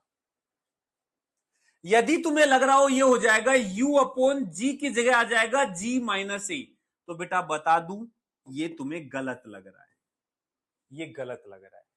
u/g-a नहीं होगा, u/g-a नहीं होगा। रीजन क्या है? एक्चुअल में जब एयर रेजिस्टेंस होता है तो जितनी स्पीड से इसको फेंकोगे, ये लौट के वापस उतनी स्पीड से नहीं आएगी। देखो, एयर रेजिस्टेंस लगातार इसके मोशन का अपोज ऊपर जाते समय भी कर रहा है, नीचे आते समय भी एयर रेजिस्टेंस ऊपर की तरफ लगेगा, जो इसके मोशन का अपोज ही कर रहा है, तो इसकी स्पीड को धीरे ही करेगा। ये एयर रेजिस्टेंस के कारण ओवरऑल एनर्जी कम ही होगी, मतलब जब ये ग्राउंड पे पहुंचेगा तो इसकी स्पीड यू तो नहीं होगी, जब ये ग्राउंड पे पहुंचेगा तो इसकी स्पीड यू नहीं होगी, कुछ और होगी, कुछ और होगी, that is not equal to u. u तो नहीं होगा, कुछ अलग होगा। ये जो स्पीड होगी ये u से तो कम ही होगी, लेस देन u होगा, लेस देन u होगा। ठीक है, तो इस बार हाँ, ये पता है कब लगता, ये तब लगता जब वेलोसिटी जीरो से बढ़ते बढ़ते u हो जाती, तो u अपॉन g माइनस ए लगा देते। यहां ये नहीं लगेगा, यहां ये नहीं लगेगा क्योंकि फाइनली इसकी स्पीड u नहीं है। देखो u से जीरो होना और जीरो से u होना, तब हम u बाई जी फॉर्मूला लगाते हैं टाइम का, लेकिन यहां u स्पीड ही नहीं है, तो क्या लगाएं? तो देखो इसका डाउनवर्ड टाइम निकालने का फॉर्मूला क्या होगा, टी डाउन, नीचे आने का जो टाइम है उसको निकालने का फॉर्मूला होगा। हमने इसको यहां से गिराया है, तो √2h/g फॉर्मूला लगाओ, √2h, h लोगे h मैक्सिमम बाई जी की जगह लिखोगे g माइनस ए, √2h/g लगाओ, √2h/g, h कौन सा रखोगे, ये रख दोगे, हाइट ये उठा के रख दो, हाइट ये उठा के रख दो, बताओ कितना आ जाएगा, √2h, h रख दोगे, u square upon 2g plus A upon g minus A. 2 से 2 कट गया, तो डाउन आने का टाइम जो है ये कितना हो गया, रूट का u बाहर आ जाएगा, u अपॉन √ओवर g plus A into G minus A, ये आ जाएगा नीचे आने का, u अपॉन √ओवर G plus A upon ji minus A, √ओवर u upon ji plus A upon ji minus A, ये टी डाउन, नीचे आने का टाइम ये होगा, ये होगा u अपॉन √ओवर G plus A into G minus A, ये नीचे का। तो टोटल टाइम ऑफ फ्लाइट जो है वो हो जाएगा t up plus T down, दोनों जोड़ दो, तो टोटल टाइम ऑफ फ्लाइट हो जाएगा u upon ji plus a plus u upon √ओवर g square minus a square. देखो ये हो जाएगा a plus b, a minus b वाला फॉर्मूला लग जाएगा, तो √ओवर g square minus a square हो जाएगा, √ओवर g square minus a square हो जाएगा। u by ji minus a इसलिए नहीं लगाया क्योंकि जब ये लौट के वापस आएगा तो इसकी स्पीड u नहीं होगी, u से कम होगी। यदि मुझे पता होती कितनी स्पीड होगी तो मैं लगा देता, जैसे v स्पीड है तो आप लगा दो v upon ji minus a, but v वो स्पीड होगी जब ये नीचे आएगा, तो उसको यदि वो पता है तो वो लगा सकते हो, लेकिन u नहीं है तो u नहीं लगा सकते।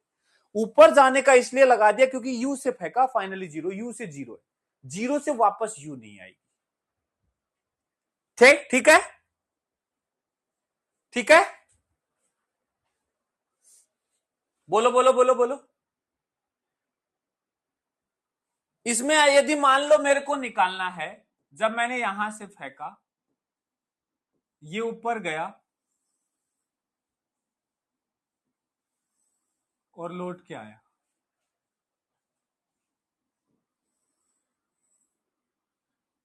u से फेंका है, ऊपर जाते समय इसका एक्सेलरेशन नीचे की तरफ था g प्लस ए, और नीचे आते समय इसका एक्सेलरेशन है g माइनस ए। ठीक है,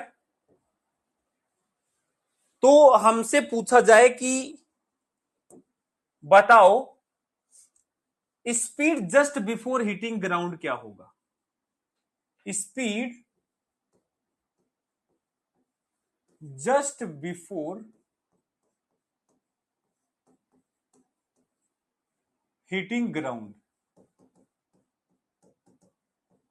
ग्राउंड को हिट करने से जस्ट पहले स्पीड क्या होगी, हमें ये निकालना है, ये स्पीड निकालना है, कितनी स्पीड से ग्राउंड से टकराएगा। तो आप यहां फॉर्मूला लगा सकते हो, देखो यहां पर स्पीड जीरो है, यहां पूछा है, लगाओ v is equal to √2gh। बस h की जगह वो लिखो मैक्सिमम हाइट जिस हाइट से इसको गिराया गया है। भाई देखो सिंपल सी बात है, ये गिराने बराबर तो हो गया, बस इसका एक्सेलरेशन g की जगह g माइनस ए है। तो यहां इसको लिखोगे √2g effective into h maximum, ऐसे लिखो। √2gh में g की वैल्यू g माइनस ए लिखोगे और h की वैल्यू जो आई थी वो लिखोगे। बताओ v कितना आ जाएगा। √2g को लिखोगे g माइनस ए और h को लिखोगे u square upon 2g plus ए। तो 2 से 2 तो कट जाएगा, v इज इक्वल टू आ जाएगा u into √g minus A upon g plus A. देखो स्पष्ट दिख रहा है कि जो v है u से कम होगा, v जो है वो u से कम होगा। देखो v जो है u से कम होगा, ये आ गया। कुछ नहीं किया, √2g हो गया g माइनस ए और h हो गया u square by 2g plus A, ये आ गया।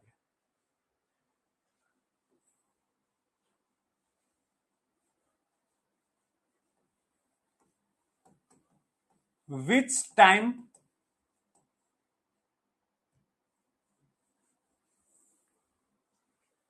will be larger?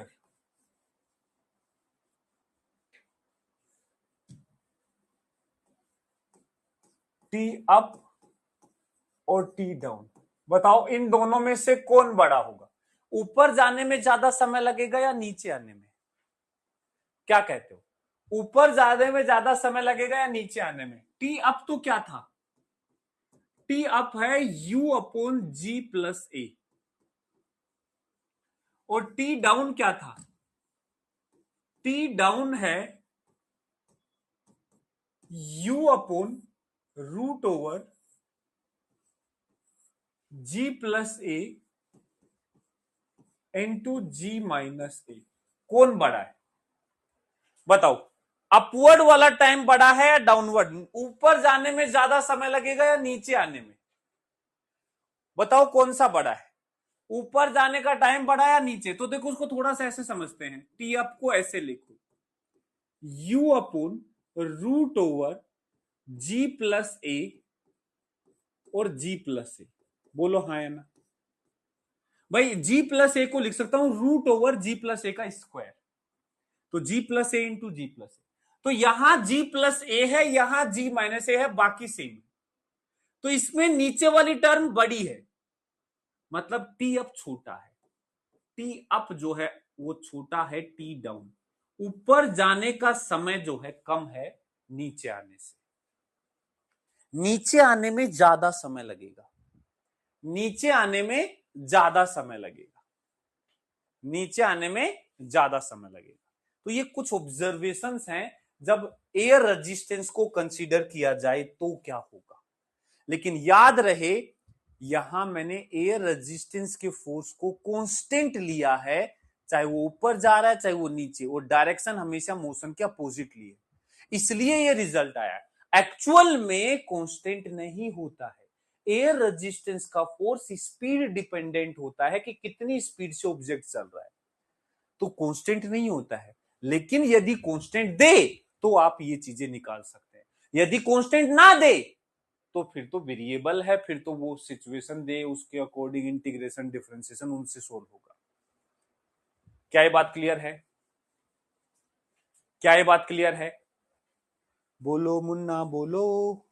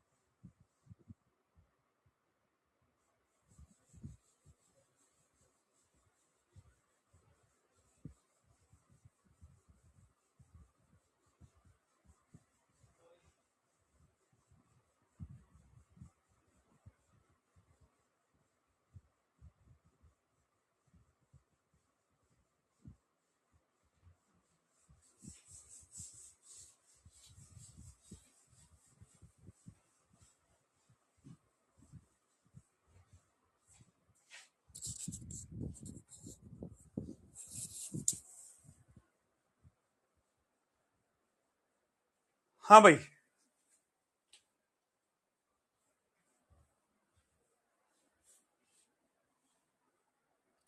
Total time को टी डाउन लिख दिया, कहां? टोटल टाइम कहां लिखा है मैंने? कहां लिखा है? ये टी डाउन है, ये है टोटल टाइम। कहां लिख दिया टोटल टाइम को T down? Sir formula highlight कर दो, कोई फॉर्मूला नहीं, कॉन्सेप्ट समझो। वही फॉर्मूले हैं जो मोशन अंडर ग्रेविटी में हमने पहले पढ़े हैं, वही लगा रहे हैं।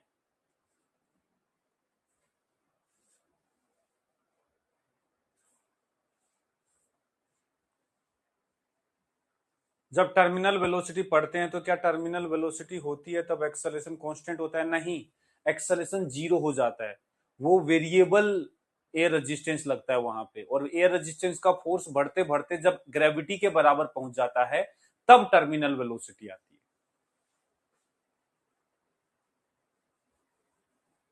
ठीक है,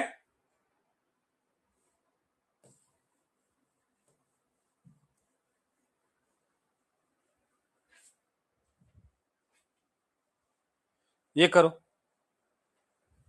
ये करो।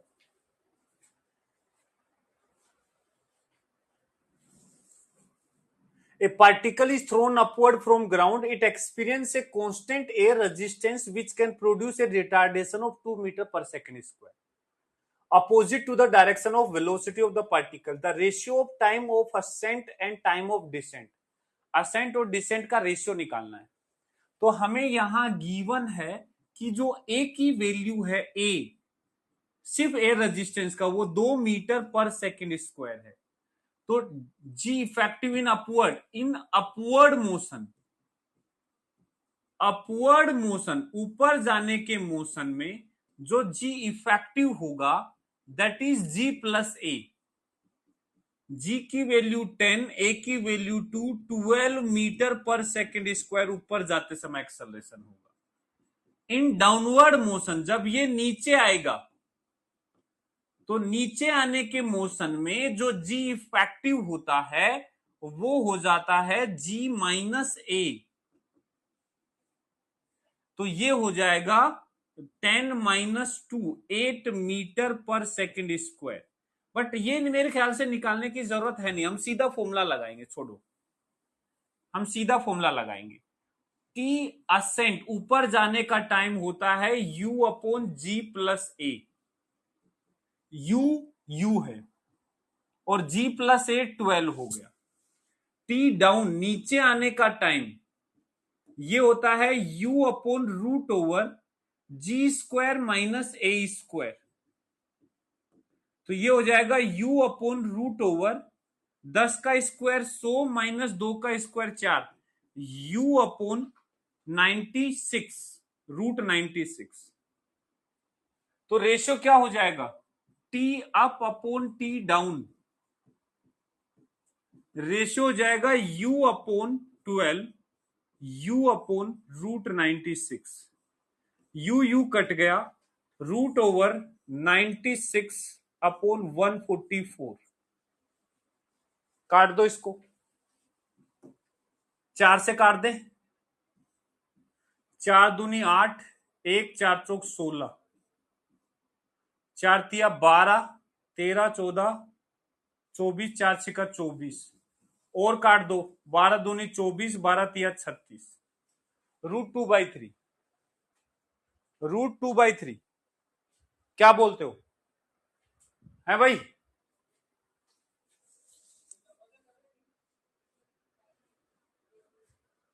बोलो बोलो बोलो बोलो। रूट 2/3 यही आ रहा है ना?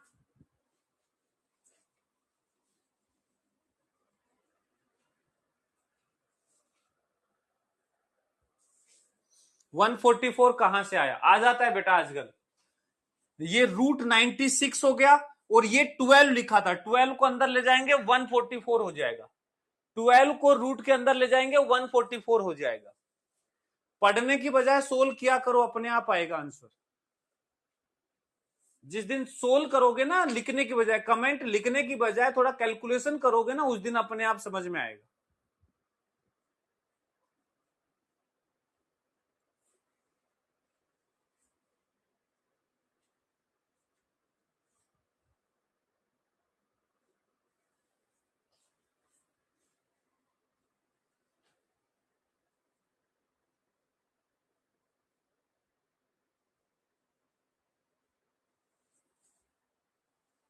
चल आगे बढ़ते हैं, आगे बढ़ते हैं। ग्राफ वाली प्रॉब्लम,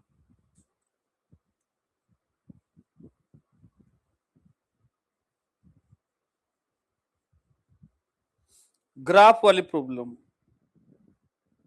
बेटा आपका जो डाउट सेशन का वो जो क्लास है, एक बार चेक कर लीजिएगा कि लगा है या नहीं लगा शाम को, ठीक है ना। मतलब मे भी कैंसिल भी हो सकती है, यदि मैं रहा यहाँ पे तो लूंगा, क्योंकि बच्चे की तबीयत खराब है तो शायद इधर उधर जाना पड़ जाए तो कैंसिल भी हो जाए, तो उस हिसाब से देख लेना, एक बार चेक जरूर कर लेना शाम को। अभी नहीं लगा है वो तो मैं लगवाऊंगा सिचुएशन देख करके। आप चेक कर लीजिएगा 3 बजे, 3 बजे के अराउंड, 3-4 बजे के अराउंड चेक कर लीजिएगा। आज नहीं होगी तो फिर वो सैटरडे को होगी, ठीक है। हाँ चल, ग्राफ एनालिसिस। देखो ग्राफ एनालिसिस क्या कहता है, याद करो हमने ग्राफ में पढ़ा था कि कोई भी एक ग्राफ दिया है हमें, इधर y है, इधर x है। y और x हम ऐसे ले रहे हैं, यहां x और y की जगह कुछ और भी हो सकते हैं, जैसे टाइम हो सकता है, पोजीशन, वेलोसिटी, एक्सेलरेशन, कुछ भी हो सकते हैं x और y की वैल्यू। दो चीजों के बीच में आपको एक ग्राफ दिया है, तो ग्राफ की दो चीजें यहां ज्यादा काम आती हैं। एक होता है स्लोप, यदि हमें चेक करना है कि किसी भी ग्राफ का स्लोप क्या बताएगा, तो स्लोप होता है dy बाई dx। जो भी y एक्सिस पे है उसको यहां रख दो, जो भी x एक्सिस पे उसको यहां रख दो, तो ये जो dy बाई dx जो बताएगा वो उसका स्लोप बताएगा। और यही बात एरिया की, area on x axis, x axis के ऊपर जो एरिया बन रहा है, इसको निकालने का तरीका होता है इंटीग्रेशन y dx। क्या होता है? Integration y dx। अब ये क्या बताएगा वो तो उस सिचुएशन पे डिपेंड करता है कि उस कर्व का एरिया क्या बताएगा। तो ग्राफ को रीड करना तो आना ही आना चाहिए, बाकी ग्राफ का स्लोप और ग्राफ का एरिया भी काम की चीज आ सकती है। देखो जरूरी नहीं है कि हर ग्राफ का स्लोप कुछ ना कुछ बताएगी, है अच्छी चीज। हर ग्राफ का स्लोप कोई ऐसी फिजिकल क्वांटिटी देगा जो हमें पढ़ रखी है, ऐसा जरूरी नहीं है। कुछ ग्राफ का स्लोप काम का होता है, कुछ ग्राफ का एरिया काम का होता है, कुछ का दोनों ही काम के नहीं होते होंगे। तो मतलब जो ग्राफ दिया है देखो कि उसका स्लोप क्या बता रहा है, उसका एरिया क्या बता रहा है, क्या हम जो क्वांटिटी निकालना चाह रहे हैं कहीं स्लोप और एरिया से तो नहीं निकल रही। ऐसे ये हमने बेसिक मैथमेटिक्स में पढ़ा है, ठीक है। तो यहां देखो पहला ग्राफ है डिस्प्लेसमेंट टाइम कर्व। यहां पोजीशन टाइम कर्व भी हो सकता है, दोनों दे सकता है। पोजीशन टाइम कर्व, इसको हम एक्सटी कर्व बोलेंगे, दोनों को ही एक्सटी कर्व। तो यहां पे देखो, यहां x है और यहां t है, ये हमें कोई ग्राफ दे रखा है। तो इस xt कर्व का स्लोप क्या बताएगा? स्लोप, स्लोप होता है dy बाई dx। dy, देखो y एक्सिस पे यहां पोजीशन है या डिस्प्लेसमेंट है, x एक्सिस पे यहां टाइम है, dx बाई dt बन गया। अब तुम खुद देखो कि dx by dt rate of change of position, यही तो वेलोसिटी होती है, यही तो वेलोसिटी होती है। मतलब आपको डिस्प्लेसमेंट टाइम कर्व का जो स्लोप है वो वेलोसिटी देगा। कभी आपको एक्सटी कर्व दिया है और वेलोसिटी के रिगार्डिंग बात की है, उसके स्लोप को देखो। यदि उसका स्लोप पॉजिटिव तो वेलोसिटी पॉजिटिव, स्लोप निगेटिव तो वेलोसिटी निगेटिव, स्लोप बढ़ रहा है मतलब वेलोसिटी बढ़ रही है, स्लोप घट रहा है मतलब वेलोसिटी घट रही है, मतलब स्लोप से वेलोसिटी का कंप्लीट आइडिया लग जाएगा। लेकिन किसके स्लोप का? एक्सटी कर्व के स्लोप का। इसका एरिया जो है वो होता है इंटीग्रेशन वाई, वाई पे क्या है यहां एक्स, डीएक्स की जगह क्या हो जाएगा डीटी, एक्स डीटी पता नहीं क्या होता है, नॉट यूजफुल, हमारे काम नहीं आता है, होता होगा कुछ ये बट हमारे काम नहीं आता है, पता नहीं क्या है एक्स डीटी, हमारे काम की कोई चीज नजर नहीं आ रही, ना इसको हम कन्वर्ट कर पा रहे हैं कोई काम की चीज में, तो नहीं पता हमें, छोड़ो उस चीज को, मतलब इसका स्लोप हमारे काम की चीज है, एरिया हमारे काम की चीज नहीं है तो छोड़ दो। बोलो बोलो बोलो बोलो, क्लियर है? क्लियर है? जैसे ये वाला क्वेश्चन देखो, ये वाला क्वेश्चन देखो, शाबाश। The displacement time graph of two moving particle makes an angle 30 degree and 45 degree with the x-axis।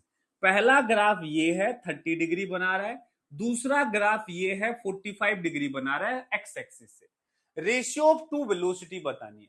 अब हमने देखा यार ये तो वेलोसिटी टाइम कर्व है और हमसे velocity sorry displacement time curve है और हमसे वेलोसिटी पूछी है, तो वेलोसिटी तो इसके स्लोप के बराबर होती है और स्लोप होता है टेन थीटा, किसी भी स्ट्रेट लाइन का स्लोप क्या होता है टेन थीटा, तो मतलब पहले पार्टिकल की जो वेलोसिटी है वो तो 1030 है, 1030 होता है 1/√3 और दूसरे पार्टिकल की वेलोसिटी है 1045 जो कि होता है 1। हमसे रेशियो पूछा है तो V1 और V2 का रेशियो क्या आ जाएगा 1/√3, V1 और V2 का रेशियो क्या आ जाएगा 1/√3।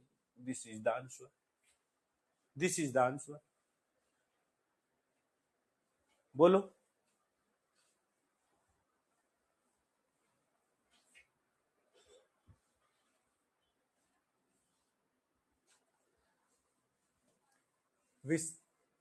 विकास जी बोल रहे हैं कि यहां तो sir integration we D t आएगा ना, आपने तो एक्स टी टी लिख दिया।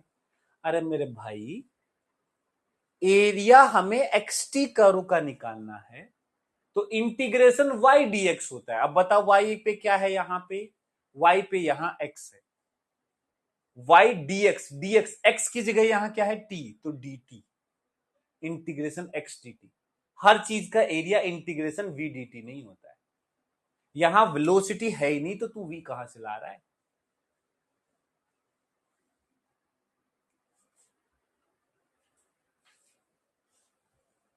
ठीक है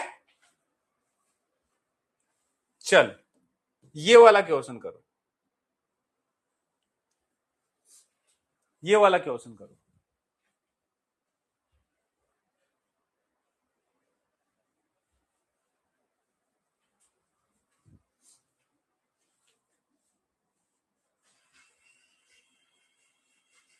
The graph given shows the position of two car A and B as a function of time। A की पोजीशन टाइम के फंक्शन में ऐसे है, B की पोजीशन ऐसे है। Move along x axis on parallel but separate track, दोनों अलग अलग ट्रैक पे चल रही है लेकिन पैरेलल एक्स डायरेक्शन में चल रही है। So that they can pass each others position without colliding, दोनों एक दूसरे को टकराए बिना पास कर सकती है, ओवरटेक कर सकती है। 2 लेन रोड है, ठीक है। At which instant in time is car a overtaking car b, बताओ किस समय कार ए कार बी को ओवरटेक कर रही है। कार ए कार बी को ओवरटेक तब करेगी जब कार ए की वेलोसिटी कार बी से ज्यादा होगी, जब उनकी पोजीशन सेम हो। देखो ओवरटेक करने की दो कंडीशन होती हैं, पहली बात पोजीशन सेम होनी चाहिए, पोजीशन क्या होनी चाहिए सेम, ऐसा नहीं हो सकता कि एक यहां चल रही है एक यहां चल रही है और एक दूसरे से ज्यादा स्पीड रखती है तो ओवरटेक कर ली, नहीं। ओवरटेक के लिए सबसे जरूरी चीज है सेम पोजीशन पे होना, एक ही एक्स पे होना। अब दूसरी कंडीशन है कौन किसको ओवरटेक करना चाहती है, ए बी को करना चाहती है या बी ए को करना चाहती है। तो जो ओवरटेक कर रही है उसकी वेलोसिटी ज्यादा होनी चाहिए। मतलब कार ए बी को ओवरटेक कर रही है तो velocity of a should be more than velocity of b. तो देखो देखो, 2 पॉइंट पर पोजीशन सेम है, 2 पॉइंट पर पोजीशन सेम है। एक यहां पोजीशन दोनों की सेम है, एक यहां पोजीशन दोनों की सेम है। ठीक है, तो एट T1 यदि मैं T1 की बात करूं तो बताओ किसका स्लोप ज्यादा है। ए वाले का स्लोप कैसे देखते हैं, ऐसे टेंजेंट से, इसका टेंजेंट ऐसे, इसका टेंजेंट ऐसे। T1 पे ए वाले का स्लोप ज्यादा है, मतलब ए वाले की वेलोसिटी ज्यादा है। और T3 पर पोजीशन सेम है तो ए वाले की वेलोसिटी कम होगी, बी वाले की ज्यादा है। देखो ए की कम हो गई और बी वाले का स्लोप ज्यादा है। स्लोप ज्यादा मतलब वेलोसिटी ज्यादा। तो यहां स्पष्ट दिख रहा है कि गाड़ियां ओवरटेक कर रही हैं 2 पोजीशन पर, लेकिन T1 पर ए बी को ओवरटेक करेगी। ए की वेलोसिटी तेज है तो ए ओवरटेक करेगी, और T3 पर बी ओवरटेक करेगी ए को वापस। ठीक है, तो हमसे पूछा है car a is overtaking car b, answer आएगा T equal to T1। T1 पे ऐसा होगा। At time T3 which car is moving faster. T3 पर कौन फास्ट चल रही है, बी, आंसर आएगा car b. Car b is moving faster, car b is moving faster. देखो T3 के ऊपर कार बी की वेलोसिटी ज्यादा है कार ए की वेलोसिटी से। स्लोप देखो, slope eight which instant do the two car have same velocity. किस इंस्टेंट पर सेम वेलोसिटी रखती हैं। सेम वेलोसिटी के लिए पोजीशन का सेम होना जरूरी नहीं है, सेम वेलोसिटी के लिए स्लोप सेम होना चाहिए। स्लोप क्या होना चाहिए, सेम होना चाहिए। बताओ कहां पर दोनों का स्लोप सेम है। तो देखो इसका टेंजेंट ऐसे है और इसका भी टेंजेंट ऐसे है। यहां पे T2 पर दोनों का टेंजेंट सेम होगा, तो T2 पर दोनों की स्लोप जो है सेम है, मतलब वेलोसिटी सेम है। आंसर T2 आएगा। तो इस तरीके से ग्राफ को रीड करना आना चाहिए। बोलो बोलो बोलो, क्या ये मुश्किल काम है मेरे भाई? क्या ये मुश्किल काम है? क्या ये मुश्किल काम है? बोलो बोलो बोलो बोलो। ठीक, ऐसे ही एक ग्राफ होता है वेलोसिटी टाइम कर्व। एक ग्राफ होता है velocity time curve. Sir slope फिर से बताइए। बेसिक मैथमेटिक्स पढ़ो बेटा, कोई दिक्कत नहीं है। बेसिक मैथमेटिक्स में स्लोप वाला रिवीजन कर लो, पढ़ाया गया है ना वहां पे। अब तुम छोटे बच्चे तो हो नहीं, बोलो कोई बात नहीं, मैं दोबारा पढ़ा देता हूँ। अल्लो बोलो कोई बात नहीं, उस दिन नहीं पढ़ा था, मैं दोबारा पढ़ा देता हूँ आज।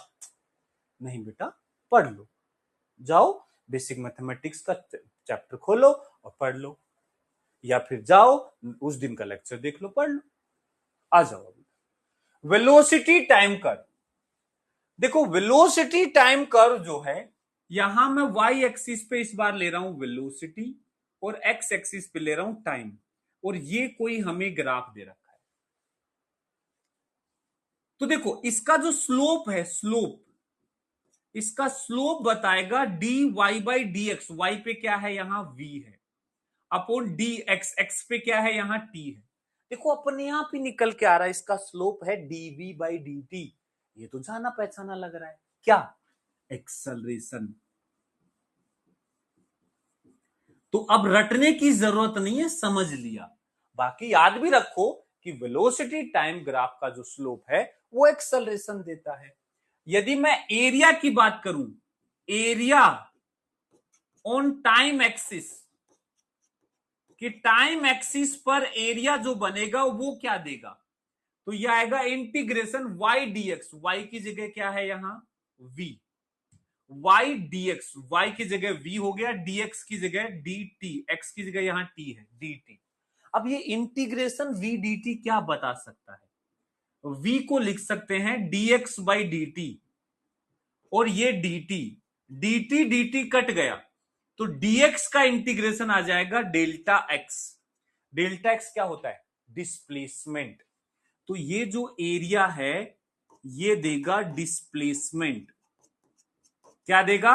डिस्प्लेसमेंट देगा। इसका जो एरिया है वो डिस्प्लेसमेंट देगा। वेलोसिटी टाइम कर्व का एरिया डिस्प्लेसमेंट बताता है। अब यहां पे एक चीज जरूर नोटिस करना, यदि मान लो एरिया कभी ऐसा है, वेलोसिटी टाइम कर्व में एरिया जो है मान लो इस तरीके का है, इस तरीके का, ऐसा कोई वेलोसिटी टाइम कर्व है, कोई भी ऐसे रैंडम शेप, तो इसमें दो एरिया बनेंगे, एक एरिया ये बनेगा, एक एरिया ये बनेगा। लेट सपोज ये वाला एरिया A1 है, ये वाला एरिया A2 है, मैग्नीट्यूड ऑफ एरिया है। A1 एंड A2 जो है, A1 एंड A2 ये मैग्नीट्यूड ऑफ एरिया है, मैग्नीट्यूड ऑफ एरिया। तो एक्चुअल में क्या है, यदि मुझे डिस्प्लेसमेंट चाहिए, यदि मुझे डिस्प्लेसमेंट चाहिए तो नेट एरिया निकालते हैं। तो देखो इस एरिया को प्लस साइन का लेते हैं क्योंकि ये टाइम एक्सिस के ऊपर है, इसको माइनस। जब वेलोसिटी पॉजिटिव होती है मतलब पार्टिकल पॉजिटिव डिस्प्लेस हो रहा है, लेकिन जब वेलोसिटी निगेटिव होती है, इसके नीचे वेलोसिटी मतलब निगेटिव, मतलब ये उल्टा चलेगा। तो पॉजिटिव चल रहा है और निगेटिव चल रहा है मतलब डायरेक्शन चेंज हो रही है। तो डिस्प्लेसमेंट तो आ जाएगा पॉजिटिव एरिया में से, ये नीचे वाला एरिया माइनस कर दो। यदि मुझे डिस्टेंस चाहिए तो वो भी निकाल सकता हूं। आपने प्लस में कितना चला और आपने दोनों के मैग्नीट्यूड जोड़ दो। यदि दोनों एरिया के मैग्नीट्यूड जोड़ दोगे तो डिस्टेंस आएगा, और यदि दोनों एरिया के मैग्नीट्यूड को सबट्रैक्ट कर दो, ऊपर वाले एरिया में से नीचे वाला एरिया माइनस कर दोगे तो डिस्प्लेसमेंट आएगा। लॉजिक बड़ा क्लियर है कि इसमें पार्टिकल पॉजिटिव में चल रहा है, इसमें पार्टिकल निगेटिव में चल रहा है, तो डिस्प्लेसमेंट के लिए हम दोनों एरिया को माइनस कर देंगे और डिस्टेंस के लिए दोनों एरिया को प्लस कर देंगे। और इसका स्लोप हर समय पे उस समय का एक्सेलरेशन बताएगा। किसी भी पॉइंट पर इसका स्लोप उस पॉइंट पर एक्सेलरेशन को रिप्रेजेंट करता है। ठीक है, तो ये हो गया वेलोसिटी टाइम कर्व। जैसे एक क्वेश्चन प्रैक्टिस के लिए करते हैं, ये वाला देखिए, ये वाला देखो।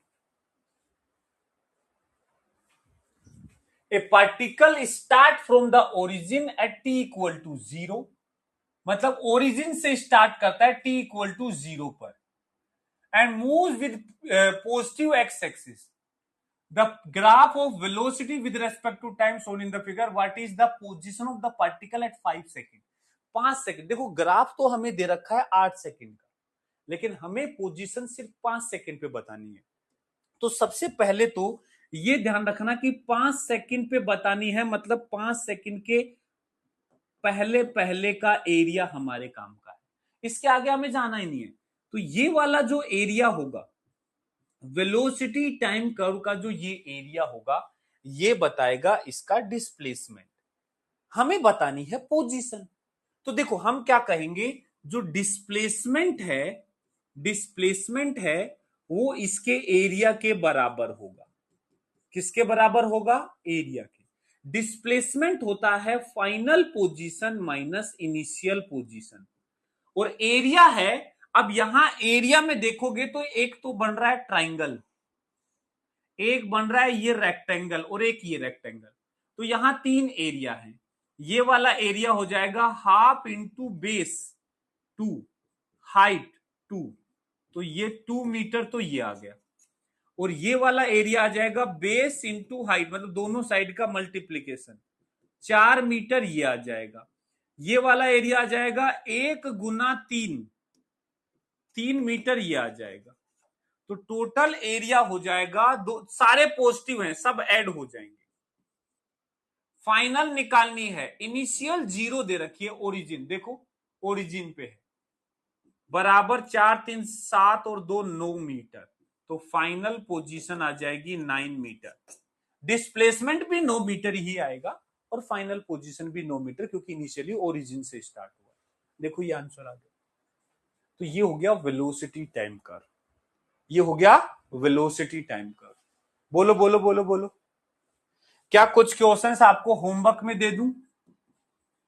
क्या कुछ क्वेश्चंस आपको होमवर्क में दे दूं? ये अच्छा क्वेश्चन है, वैल्यूज ध्यान से सोल्व करना, कैलकुलेशन बढ़िया है इसमें। एक ये है, ये कुछ क्वेश्चंस मैं आपको होमवर्क में दे रहा हूं, और अगली क्लास में और भी बहुत सारी चीजें पढ़ाऊंगा ग्राफ से रिलेटेड, और फिर रिलेटिव मोशन स्टार्ट कर देंगे। ठीक है, ओके भाई, ठीक है, ओके। शाम की डाउट क्लास एक बार चेक कर लीजिएगा, शेड्यूल हुई है नहीं हुई है, 3 बजे के लगभग, अभी मत चेक कीजिएगा। Okay, bye.